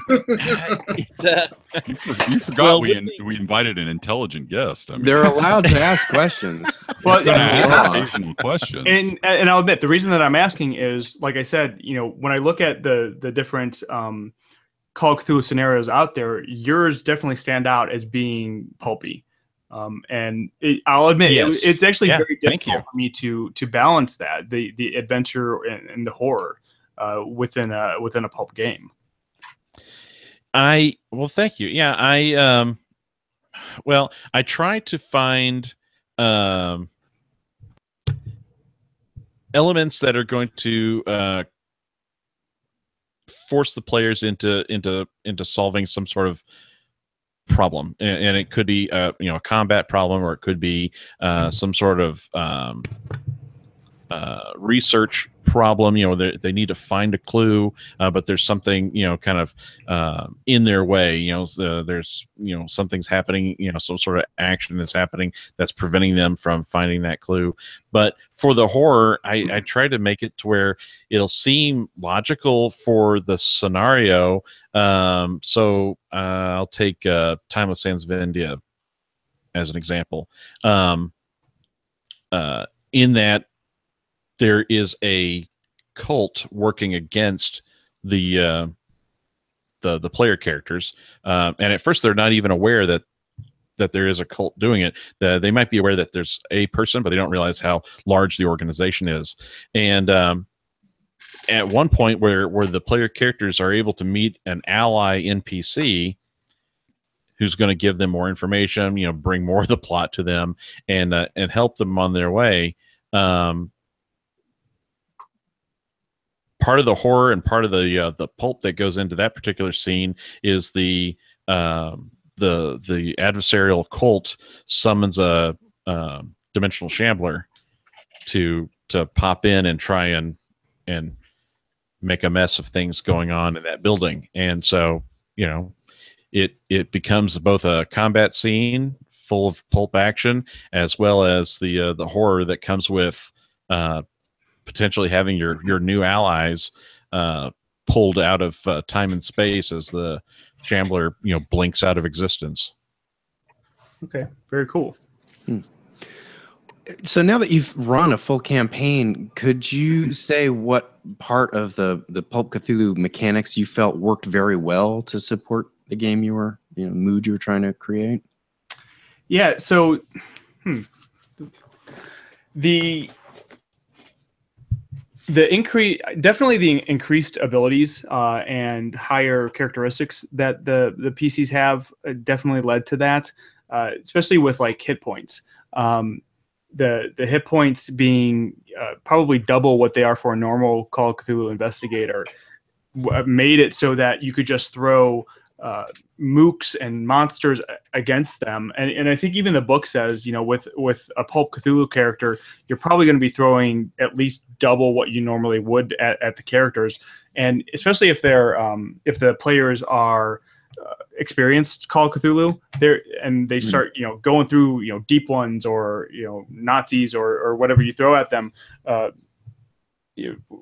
fast, then that definitely helps to add to the whole I guess to the sorry. Mm-hmm. Oh no, I didn't mean to. It sounds like you're sort of just doubling the economy, the energy in the sort of hit point and action economy by doubling hit points and threats. You are, and I think the talents definitely add to that as well. I was surprised at how little my players used them. Their talents, and it may have just been that they forgot about it, and I can see how that could happen if you're a Call of Cthulhu player. You normally don't have these. Normally don't have the talents, and so it's probably easy to forget about them. And so those didn't get used as much, but I think they added, especially during character creation, because we did go through like a character creation session. Okay. And that helped to get them in that mindset. I think one of the biggest things, though, was the extra stuff that you get to do when you spend luck. With Pulp Cthulhu, there are a number of things other than the 7th edition. Spend 1 luck for on the die, or like a 1-for-1 to change the die. There's other things in there that you could do, even making sure that you don't die. And that definitely got used a lot during my games. So that was there. You get more luck too, right? So that there's more of that injected into the play, and, right? and you gain luck back a lot. I know. Your luck recovery is higher. Oh yeah, you at the end of the game or at the end of the session. Oh man, I think you do the normal, roll luck, and if you fail what your luck roll would be, then you gain back 1d20 plus 10. Otherwise, you get back something like 1d10 plus 5. And I could be wrong on that, but you gain something back like that. lot. Gotcha. So there's a lot of those in play. Which means that you can do things like change your role from a hard success to an extreme success, and so on, to make things even more spectacular, right? Yeah, you can. Man, I'm trying to remember what you can do all now. You can do that. You can spend all of your luck to prevent yourself from dying. You can spend, I think it's like 20 luck to immediately get back 1d6 hit points. You can prevent weapon malfunction. Just a lot of things like that that you would see in a pulp movie or story where you think that the main character is dead, but they roll over and they're really okay. They're just wounded. Gotcha. Last show we talked about archetypes, and I had to go backwards, but since neither of us have used them, how did you find those archetypes kind of affected play? I like them, actually. I think that again, it goes back to putting the players in the mindset of pulp. The archetypes helped do that because normally they would only have the profession, right? And you can kind of think of what you would want your character to be based on that profession. So if I chose detective, I'm probably going to think, like a hard-boiled type detective, somebody with the two fists ready to go. But there are a lot of other archetypes that they specify in the book that I think I didn't even think of them, and add a lot of different combinations for the type of characters that you can have. So if I remember right, you guys talked a lot about like the Harlequin archetype last time. Yeah. And you can, there's some suggested occupations there, and I started going through those when you guys were talking about it, and some of those combinations I really didn't even think of, like a Harlequin detective. That would be something that would be really interesting to play, I think, in a game. A detective who really just enjoys manipulating others to do what they want. And if you play it right, it goes right into the whole pulp theme. I'm just searching now for what's the name of the doctor or the professor on Lost in Space. Dr. Smith. Dr. Smith. Yeah. Dr. Smith is a Harlequin, right? I was thinking. Yeah, that's actually a good call. Right. Yeah, he totally would be. Not exactly a villain, but kind of Machiavellian and often causing problems. Yeah. Yeah. So it started a off detective, as definitely villain, yeah. But a detective, a detective Harlequin would definitely kind of bend my brain a bit. That is a cool contrast. Is that a comp? I have the book in front of me, but did you notice that is a combo that's suggested? Yeah, I actually just did. Wow. And I'm trying to think of any examples in movies or books or anything like that or TV that I could relate that to, and I really can't think of any. Although, I mean, like what you just said with Lost in Space, I mean, that's perfect for that. Right. Yeah, Clouseau was kind of, but he doesn't really manipulate. He's just sort of a buffoon. That's more of a comedy trope. Anyway, yeah. Kind of, but he's so competent. Yeah, maybe, but he's not. I don't know. Is he manipulating people? One of the hallmarks is that they don't want to get their hands dirty, so they're sort of having other people do their bidding. But that doesn't seem. Almost reminds me of the one, not CSI, Law and Order, Criminal Intent.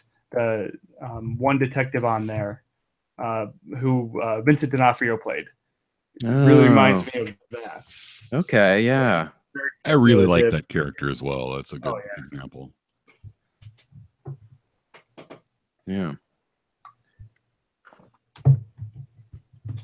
And so talents. We were going to talk about talents anyway. Might as well ask how it went in your campaign.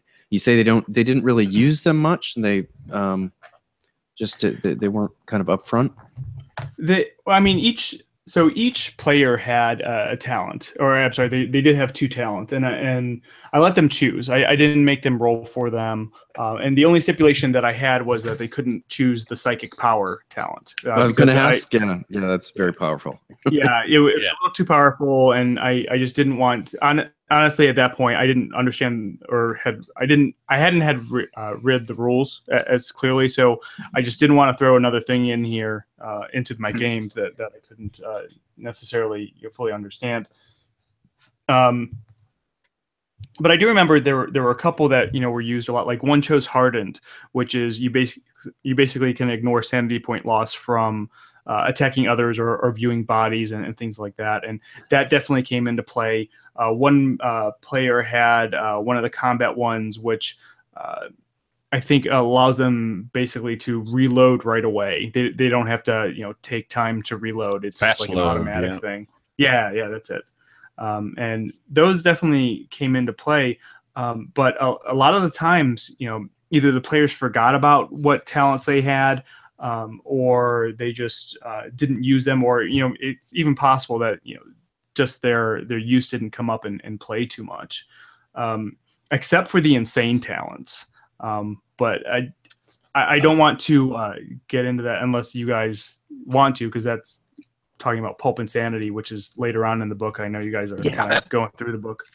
Yeah, good call there. Let's cover the ones that you would get at character creation. Okay. There's plenty of those to talk about anyway. Yeah, so let's just do a quick rundown of the physical talents that we have in this first table that they give us in the book on page 24, just so that we can list them out so we can get on topic here a little bit. So up first is Keen Vision, which gives you a bonus die to spot hidden rolls, which is extremely useful. Up next is going to get old, so I'm not going to say that anymore. Please edit that out. Quick Healer, natural healing is increased to +3 hit points per day. Night Vision, in darkness, reduce the difficulty level of spot hidden rolls and ignore penalty die for shooting in the dark, which is really kind of cool. Yeah. Now. Yeah. Can I just do a meta here for a second? We're not going to read. There's like 40 of them, so we're not reading all. Yeah, there's 40. Yeah, Let's so not maybe drain the slides. Maybe just name it. You want to just name them? Sure, we could do that, or pick out like favorites, because just to give people an idea. Favorites are great. So off the physical talents list, I have a penchant for Iron Liver. I don't know why it's there, but it's there. Oh yeah, that's surprising. Yeah. What are the odds? Is stout constitution basically the same thing? You just drink a lot of stout. Essentially. But good luck finding good. Yeah, that would stout. be my constitution. Lots of stout. Yeah, so the physical ones are sort of attributes, physical attributes that you can boost, and things like senses and health. There's a few of them that some give you extra bonus points. doing things. Yeah, you get I some. like Tough Guy. Yeah, that's the one I was thinking of as well. That's a good one. Yeah, Tough Guy. Soak up damage. Soak up. But then they have stuff like. What are y'all's favorites? I like Iron Liver. I think it had a nice. That's a nice role playing one. Yeah, I was going to say role playing one. Yeah, that's. Well, also, if you think about it, Iron Liver will allow you to glean information from NPCs a lot easier as well, because you can sit there and just feed them drinks until they're ready to talk, and you're not drunk at all. Sure, So classic. you don't have to. And if something hits the fan, your skills aren't impaired. Exactly, you're not taking the penalties. That is a classic Temple of Doom scene, am I right? Yeah, exactly. Yeah. And Raiders of the Lost Ark. Well, wait, maybe I'm placing it wrong. No, the woman, Ravenswood. It's Raiders. Marion. It's Raiders. Yeah, it's Raiders. Yeah, she's throwing it over her shoulder and stuff. It's great. Yeah, nerd fail. Yes, nerd fail. All right. Something I was actually thinking about. So, with these pulp rules, you can, as the book says, you can go through and either select or randomly get 2. But again, for more pulp, you could go for more. I was thinking now, as I put my brain case on this. It might be interesting because Tyler, you mentioned earlier about how with Pulp Cthulhu, luck spends have more opportunities for in the Pulp Cthulhu game, more than just a percentile die roll modifier, on one basis. You can do different things by spending points. I think it would be interesting to maybe introduce maybe a expenditure of would allow a player to get a one-time talent bonus that maybe they didn't already have on their character sheet. Ooh. So you mean like So- spending so much luck to choose one of these and they get to use it that one Right. time? Yeah, for just that one time, So maybe I'm in a firefight and I'm like, you know what? I want to spend 10 luck and get fast load just for this one round, and just get that one-time bonus and boom, that inner hero is manifested and it manifests in some of these different talents. To that shine moment.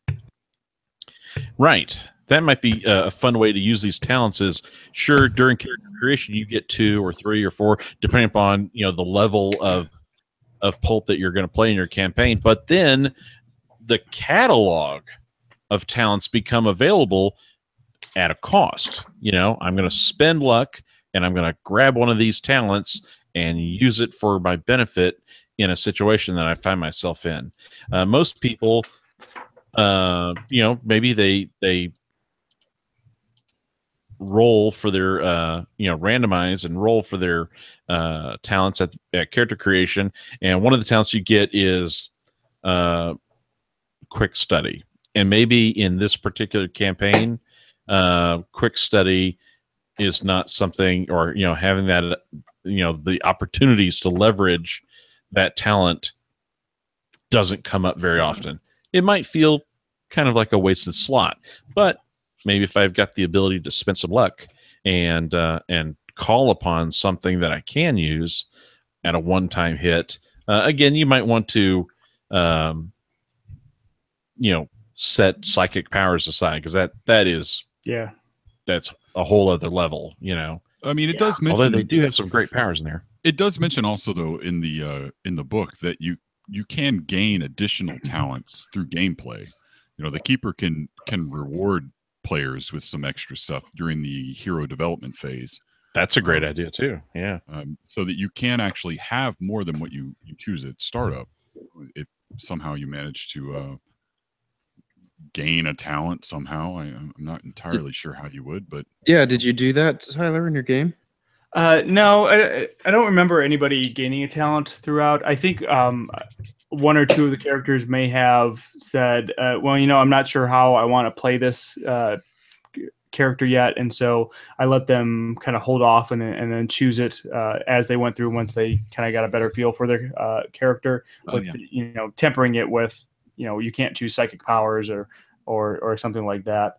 And I guess I look at these these 4 tables, because there's only like 40 of them, as really just starting points. I mean, there's so many more that you could do or add in there.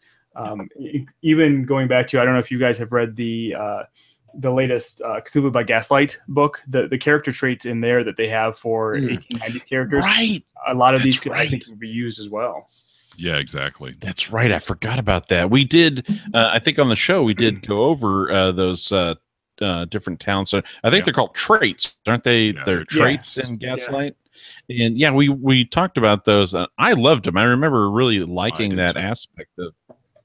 Are they similar? That was so long ago. Is it? Do you get bonuses for particular traits? Is that the idea? There's sort of advantages. Some of them you get bonuses. Some of them are actually penalties. I think there's one. I'm looking at it right now. I think there's one like there's one alcoholic where you get like -1 con and -1 strength dex or something else. But we just call that one the Mirth. Yeah. Well, teach pair that with iron liver. To be fair, wait, let's temper that, okay? I only drink when I so to record. speak. Temperance. But I would almost even allow characters, if they chose something like that, where they for every like -1 that you choose, you get another positive one to a certain point, because you look at some of the pulp characters in the media, in movies and TV, they have their flaws too, and that's what makes them such great characters. Totally agree. And a lot of systems do that. I mean, GURPS was sort of built on advantages and disadvantages and trying to balance those. So yeah, it's a time tested. And you've played, excuse me, you've played a lot of Hollow Earth Expedition. Am I remembering right? Yeah, I love Hollow Earth Expedition. That's probably, I think, one of the best, in my opinion, pulp adventure RPGs out there. And it came out. The only reason I remember this is because I was walking. I go to Origins every year, the Origins game convention, and the year that, or the year or two after Pulp Cthulhu had originally been announced, so years and years ago, I was walking through the vendor area, and the guys from I can't remember, the Exile Game Studio had a booth there, and they were pitching Hollow Earth Expedition. I'm like, this is exactly what I want Pulp Cthulhu to be like. And they're like, well, people keep coming up and telling us that. It's great. They even have somebody even filling a market niche there. I mean, yeah, exactly. Somebody even came up with their own version of like At the Mountains of Madness scenario for it too, which is pretty cool. Oh wow! Wow. What is the system? Really madness with drill tanks. That's yes. I like this. Yeah. Yeah, I really want to play Hollow Earth. I want to see a drill tank go up against a Shoggoth. How would that pan out? Very messy. Does it just split and it just goes right through it? Does it get hurt by that? I mean, I would say it's pretty invulnerable to drill tanks, but that's just me. Yeah. Yeah, I'm picturing lots of pieces flying all over the place, but as soon as it finds a way inside, you are so screwed. Maybe you start with one giant Shoggoth, and after the drill tank goes through it, you end up with like 15 smaller Shoggoths. Yeah, like that Mickey Mouse cartoon, right? Yeah, exactly. Yeah. I don't know what the fuck that was, but we'll just go with it. Where he's nobody knows. He's got the broom and he's breaking the broom and it becomes more brooms, just like a starfish might. No. Wow. And in other news, we have mental talents. Mental talents are quite interesting as well. There's some good ones in here. I guess the one to bring up that's going to be the most talked about is psychic powers, which we've touched on already, but this allows you to have clairvoyance, divination, medium, psychometry, or telekinesis as an actual player power, which are explained in the book as well, in the chapter on magic and psychic stuff. Yeah, so if you want to have River, Tam, or 11 in your game, you're all set. Which I absolutely love that idea. I think that would be awesome. River Tam in a game? Yeah, she basically has all of the talents. Yeah, everything. All of the time. Yeah. River has all of them. Well, this is a whole nother nerd conversation. I like bring it back on point. Well, I was gonna say I like the miscellaneous talents are some of my favorites here. You've got first of all, mythos knowledge, which if I'm not mistaken, there's a background you can take anyway in 7th edition where you've had some mythos contact. Yeah. But this is as a talent you can add let's see, 10 points. So you've already had some contact, and that's one of those sort of background things that you can build backstory onto. And weird science is one of my favorites here, where you can just build and repair weird science. I'm not a fan of that movie. No, I'm not talking about the movie, but I think the skill or the talent goes hand in hand with John's games. I mean, the lightning guns, the insane tech that he always has in those Age of Cthulhu games. Yep, the weird science one, that's definitely one that I would encourage for at least one player in a pulp game to have, just because, well, it just adds so much.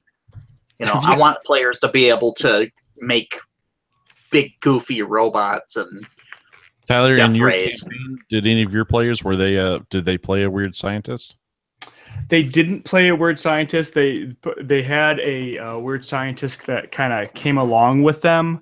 That was part of the group, and it was actually. I know you've all been keepers, and you get that like one NPC that you just love to play, and the players love to have come through there. And he was just like this nerdy, balding professor who invented all the weird science stuff, and he would always run around going, "For science!" and just always giving them whatever they needed. It was awesome. But yeah, that's Magnus's character from a few of the games that I played with the assholes. But well, Max had a similar weird science. Yeah, we've had a few. A few good ones. Yeah. What I found was really great for the weird science part of it was, you have all these things that you can pull from science fiction and stuff like that. But even just looking at the Call of Cthulhu Grimoire and the spell book, just embedding those into items really makes the weird science more Cthulhu-like, because you can even then start throwing penalties. Like in my first session, in order to get the players to the Library of Alexandria, the professor had created basically like this ball that was essentially a gate spell. And it was about the size of a baseball. And he basically said, all right, well, when you're ready to come back, throw it at the wall and it should work. And that was actually where we ended the session, is when they threw it against the wall and it just hit the wall and it dropped to the ground. And there's like this huge, monster, throwing fireballs at them from behind. And I was like, and that's where we're going to end it. Like, what? That's great. Forgot to mention it takes 1 to 3 minutes to actually enact the spell. Right. Exactly. Right. You have to survive 23 rounds. And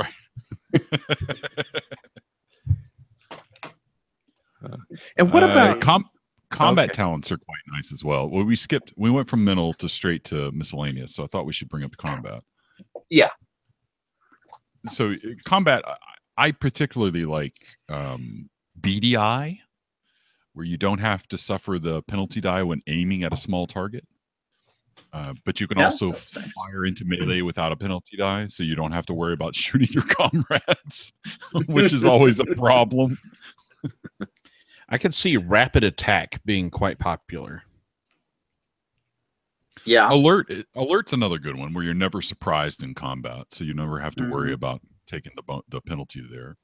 Rapid attack. If you have somebody who's into hand-to-hand outmaneuver is pretty darn cool. Yeah. Just to go back, rapid attack is when you can spend 10 luck points to get another melee attack in a round. So that's pretty cool. That is flurry of blows. Yeah. I really like outmaneuver. It gives you 1 point higher build when you initiate a combat maneuver. I just always picture, none of my players took that, and I was kind of bummed about that, because I just pictured, that's a way for a character or a PC to go up against, these huge Cthulhu mythos creatures. I mean, I could just imagine like some big bulky guy with that going up against like a Dark Young and just trying to wrestle it to the ground. Yes. He puffs up and then goes into it. We all do that anyway, would be though. cool. As guys, we tend to puff up every once in a while when we're in public. Like, Oh yeah. With doubling hit points and throwing more foes in, do combats tend to take a little longer? They didn't actually. Wow. Cool. So the way that I ran it, and I don't know if this is part of the rules or not, but the way that I ran it, I had, the book later on in the book, it talks about mooks, which are basically the low level guys, like Nazi soldiers or like gangsters, not the head guys, just the nameless guys that you throw at players. And what I did, big numbers on their shirts. Exactly. And what I did was they had like really low hit points, and most of the time, if I wasn't telling my players this, but if they hit, then that guy's gone. But I was like throwing like 20 of them at a time. So Gotcha. Crap. they would be mowing down like 5 or 6 of these each round, but it was still enough that they felt, oh crap, we're getting, our, asses handed to us here. But, in reality, they were just, mowing through them. Gotcha. That's cool. That sounds like a great way to maintain that, because you don't want to let them feel bored because they're doing so well. But there's so many of them, they feel overwhelmed, even though they're actually doing really, really well in the fight. Right. Mm-hmm. It's kind of like the game representation of the Battle of Rorke's Drift between the Zulu and the British, where they just kept coming and coming and coming, and a small band of guys were able to take a bunch of them out because they didn't understand guns. Yep, or Cortez and the Aztecs. Yep. So the one thing that I'll say about talents too, jumping back to that really fast, the talents are really great. They're obviously meant here for PCs, but they're great for NPCs as well. And I wouldn't give them to like the like the mooks or anything like that, but like your main bad guys, your head villains, I definitely gave them talents, and they were using them. That's awesome. All the time. So that's a good point. Those are great to kind of flesh them out, and makes them more real and more harder for the PCs to get at. And really, part of the thing with Pulp is the villains, you want to make sure that they last until the end, or at least the really bad guys. Yeah, and I guess that's also another hallmark of the going back to the Pulp serials is the that was recurring. So Flash Gordon had Ming, but he also had all the other he would fight against, but it would always kind of come back to Ming the Merciless. So was there a hierarchy of villains with like a main that was that the players did know about and knew, it's him again, but then his underlings kept getting in the way, not just mooks but like lieutenants? Oh yeah, absolutely. In fact, I have never had a villain in a game more hated by my players. In fact, so we had, give me 1 second, let me find my notes. Sure. All right, so the main bad guy was this Nazi Thule colonel named Colonel Harriman Mueller, and he's the one who they initially met, and they hated him. Not to give again spoilers away for the game, he did a bunch of things to them throughout the campaign and kept popping up, where at the very end, one of my players, he actually put his character in danger, like they were being attacked by a Shoggoth. And he said, "I don't care. I'm turning around and shooting him," because he hated him so much.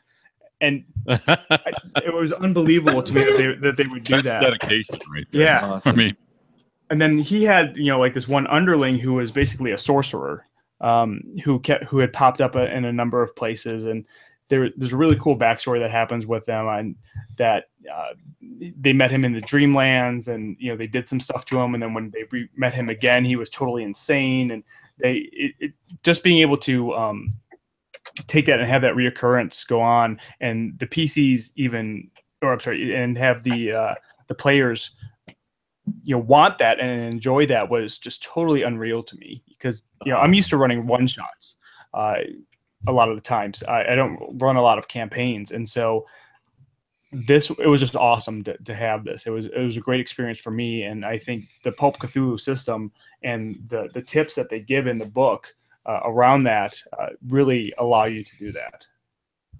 Awesome. Not that I want to sound like an advertisement for it, but it's awesome. Oh, so are you going to be running this again, do you think? I definitely will. I want to. Like I said, I need to kind of flesh it out a little bit more. The PC or the players just screwed me over at the last game. Oh, really? By doing they just did things that I had this like really great ending where they would go from Germany to London to Arkham and have all these awesome fights, and they ended everything in Germany by killing everyone through ways I didn't even expect. So Interesting. I need to kind of go. So they did their job. Yeah, they did their job very well. But yeah, I will definitely be running it again at some point. So cool. Yeah, the more I look through this pulp book, the more I'm thinking this is exactly what I have always been trying to run, and just sort of ham-handedly doing it in the way that I was approaching it before. But yeah, this so fits me. Yeah, man. Launch a campaign. I'm telling you, players. Do it. Do it. I plan to. It's just Do it. I here. have too many things layered onto my time as it is right now. So Do it. All right. I'm waiting for after the con. All right. Dan, you wrote the story in there, didn't you? Yeah. Yeah, I love that thing. That is awesome. Oh, thank you. Yeah, that was a treat because Dan did not tell us that he was doing that. Nope. How did we even find that? We were flipping. Well, Dan through told the us preview. after it got published. Oh, okay. Yeah. I had to point it out and hey, take a look at this page, because strangely it's not like mentioned in the beginning at all. Yeah, he's just. It's not even in the table of contents. He's just credited on the title page. I know his name, which blew us somewhat away. So that's how we noticed. That's right. Amongst names like Fricker and Dorward. Well, and I'm on the cover Sanderson. too. Yeah. Oh yeah. We know. I don't have any other of those. I'm very happy with that. Oh, be happy about that. Definitely. The best I've gotten is a special thanks in the Grimoire that just came out with John. Oh, cool. Yeah, we're thanking nice. that. I need a copy of that. I'm planning on picking up a hard copy at the con. We got ours in. I think, John, you got yours, right? I did. Yeah. It's a Cool. fantastic. Oh yeah, you guys would get contributor copies. I'm really. I'm looking forward to holding that one. So I wanted to ask at least one other thing about horror and bringing horror into your pulp games, because we've got the action and how to throw a lot of mooks out and that kind of thing. But how do you bring it back so that it's clearly still a horror game? Do you have any? I don't know if spoilers are a problem, but do you have any kind of vaguely specific examples to use from the campaign? Honestly, this was the part that I struggled with the most. I really wanted to make sure that the players still felt that they were playing in a Call of Cthulhu game, even though this was much more actiony. And the way that I did that is, the first couple sessions I think fell short a little bit on that, but then I just kind of realized that it's kind of what John said earlier. It's still Call of Cthulhu. It's still there's that investigative horror aspect of it, and you can add that. You can just start there and just add a bunch of action to it. And I did that. I'm trying to think of a good example. All right. So in one of the places that they went to Romania, they went to this Romanian monastery. And this was, I think, the third session. And the first two had been very action-y pulp. And one of my players had even said that they kind of missed that, investigative horror piece of it. And so I basically just designed or wrote a Call of Cthulhu scenario that I could, just run like Call of Cthulhu and not pulp. And then I just started adding the action elements on top of it. And that seemed to work really well. And again, it's pulp. It's supposed to be over the top, and so you can add those easily. And once you start adding those in, the players aren't going to, or hopefully the players won't say, this is too much, because it's supposed to be too much. It's supposed to be pulp. I know that really doesn't answer the question. I unfortunately I don't really have a good answer to that. I'm still trying to figure that one out. It is a hard question to answer because I kind of got stumped earlier when you asked. I've had a little time to think on it, and actually, if I can add to May, one of the I've tried to employ, is especially when it comes to the monsters, is I try to find new ways to present them. One of the things that we've talked about on the show in the past is that the way these monsters are documented in the book, and in multiple books, is fine, but I don't think keepers should feel handcuffed by that information. So you could have a unique version and give it different abilities, and that way, even for experienced players, they're not going to see that coming. So spoilers for Lost Expedition. So anybody that's going to be playing Lost Expedition, maybe skip ahead 60 seconds. Because I did purposely try to answer this question in Lost Expedition, and one of the things I did is I have Shoggoths. In fact, I have 22 Shoggoths in Lost Expedition. But the thing that always struck me is that in the literature and in every scenario that I'm aware of, every Shoggoth that game masters and players have ever seen is a Shoggoth that it is existing after the Shoggoths rebelled against their Elder Thing masters.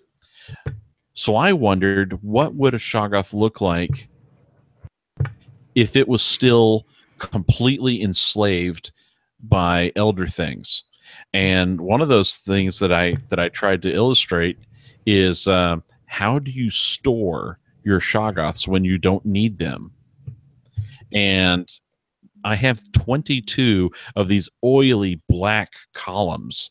They're cylindrical columns, and they're all they're in a room, and they're in a certain pattern and stuff. And this weird pyramid that you come in, the players enter from the ceiling, and you can drop down onto these black columns and slide down them to get to the floor. But you start touching these things, and they've got a weird oily touch to them, and they're warm to the touch, and I don't know, it's a pseudo fleshy. Anyways, it's these Shoggoths, and they don't do any damage to you. They don't harm you in any way because they are in a dormant state. They haven't been activated. But then once you basically trip the alarm bells, the Elder Things are able to go, turn on numbers 1 and 2, and if that's not enough, we'll turn on 3, 4, and 5. So. You can do things like that to your creatures and twist them around a little bit and make them more unique, and it has the potential to amplify the pulp action. Cool. Hopefully I kept that into 60 seconds.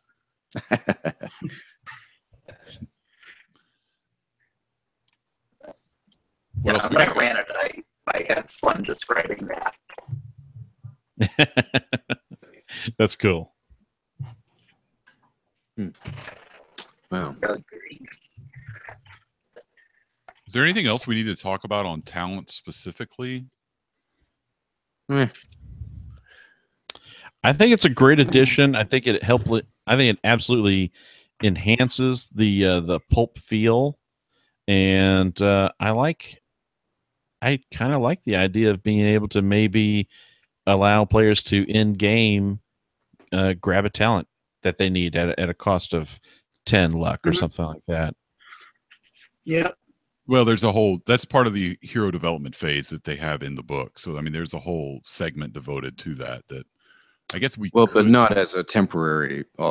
He's really inventing a new mechanic. Yeah. Okay. He's talking about the temporary one. Yeah. Sorry. Yeah.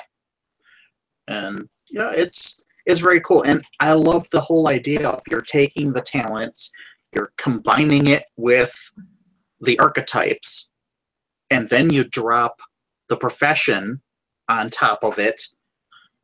and then you pick your skills, and with all that combined together makes something so different for this game. Layers on layers on layers. Yeah. Sounds like fun. Customizing.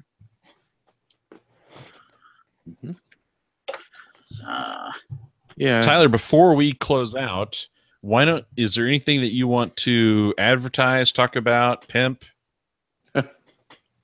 Don't pimp anything. That's not legal. We don't advocate. Something like VirtuaCon 17, maybe. Oh, all right. Yeah, you're right. I probably should do that. So I am a member. For you there. Thank you. I am a member of RPGgeek.com, which is an awesome website if you've never been onto it. And this year we are doing our third online game conference. It's totally, or online game convention. It's totally online, 24 hours a day for 3 days in October. John here has graciously agreed to be a guest kind of GM for us. Kind of like a special GM. He's going to be running, I think, if I remember right, you're going to be running some of your one-on-one games. Is that correct? Games, and then I am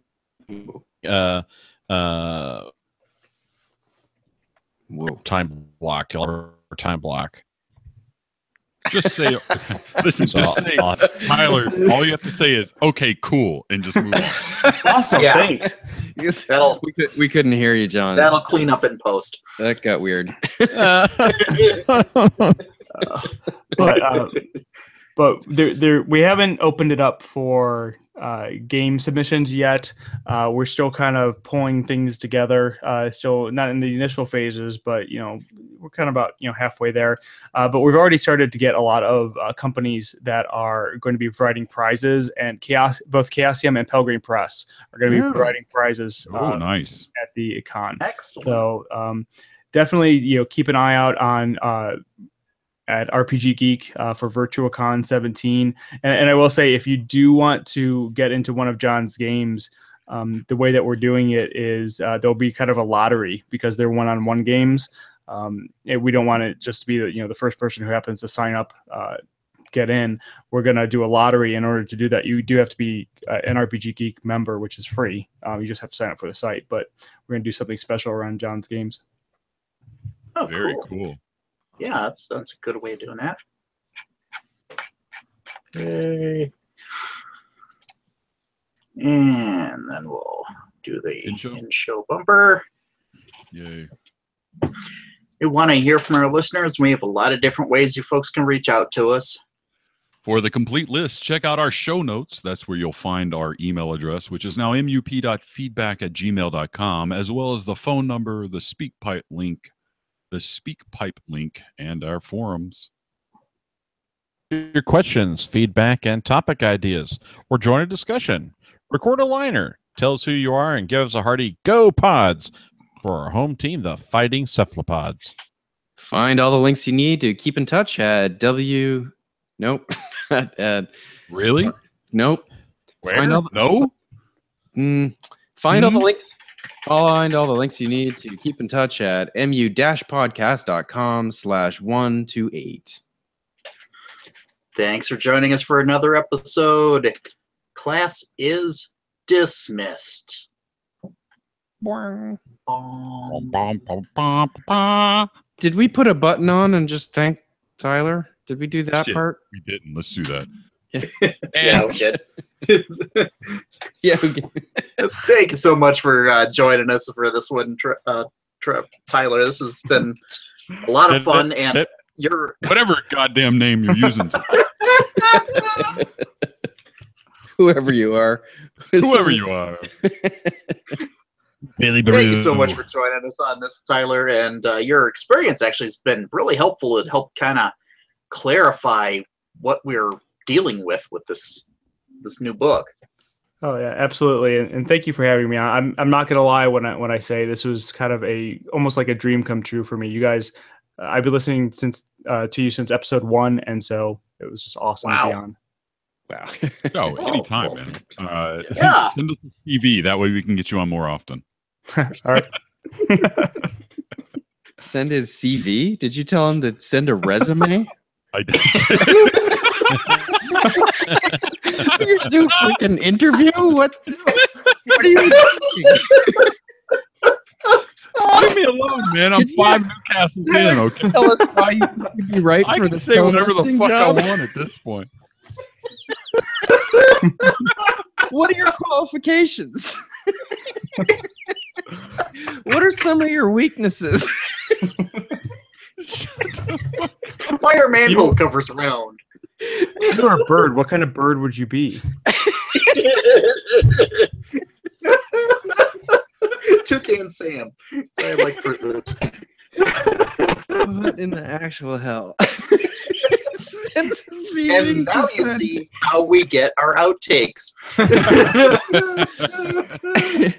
Mostly Mersing. They're Stupid manufactured shit. fresh. You're not wrong, man. I'm not gonna lie to you. Oh, he's And snorting again, there. Murph's track did not upload. Oh noes. I'll upload my my local one. I don't know what the Yeah. deal is. Yeah, that's weird. Yeah, it's strange. All right, well, let me get offline so I can upload that, and I'll be good. All right. All right. All right, guys. Thanks, man. I appreciate it, Tyler. Yeah, that was a good conversation. Really Yeah, good. thank you, buddy. Yeah, that was a lot of fun. We actually had all this. Woo! I know. It makes me happy. Been so long. All right, guys. I'll see you later. Yep. Good night. All right. Later, bro. Yeah, and I mean it. Thank you guys for having me on. This was amazing, and I know I tend to when I start getting into something that I'm passionate about, I know I tend to kind of ramble on. So hopefully, I didn't do too much of that. That's why we bring people on here. Yeah, it's a talk show, and without talking, it's terrible. Yeah. We love it when we have somebody on who's, comfortable just talking and, those other points of view. That's the whole point of it. Awesome. Yeah, it was especially good to have your pulp expertise because I felt like the last show when we started talking about pulp, we were kind of at sea because neither of us had actually run it. I had barely even read it and just kind of felt like we're not really representing the game so well. So. Yeah, this helped out tremendously. And I think it's going to be a lot of fun for people to listen to. Totally. Cool. Yeah, we should have you on again. Hey, anytime you guys want me on, just let me know. I will be more than happy to. Sounds good. Cool. All right. All right, guys. I'm signing off too. I'm going to crash. All right. Good night. Take care. Night, everybody.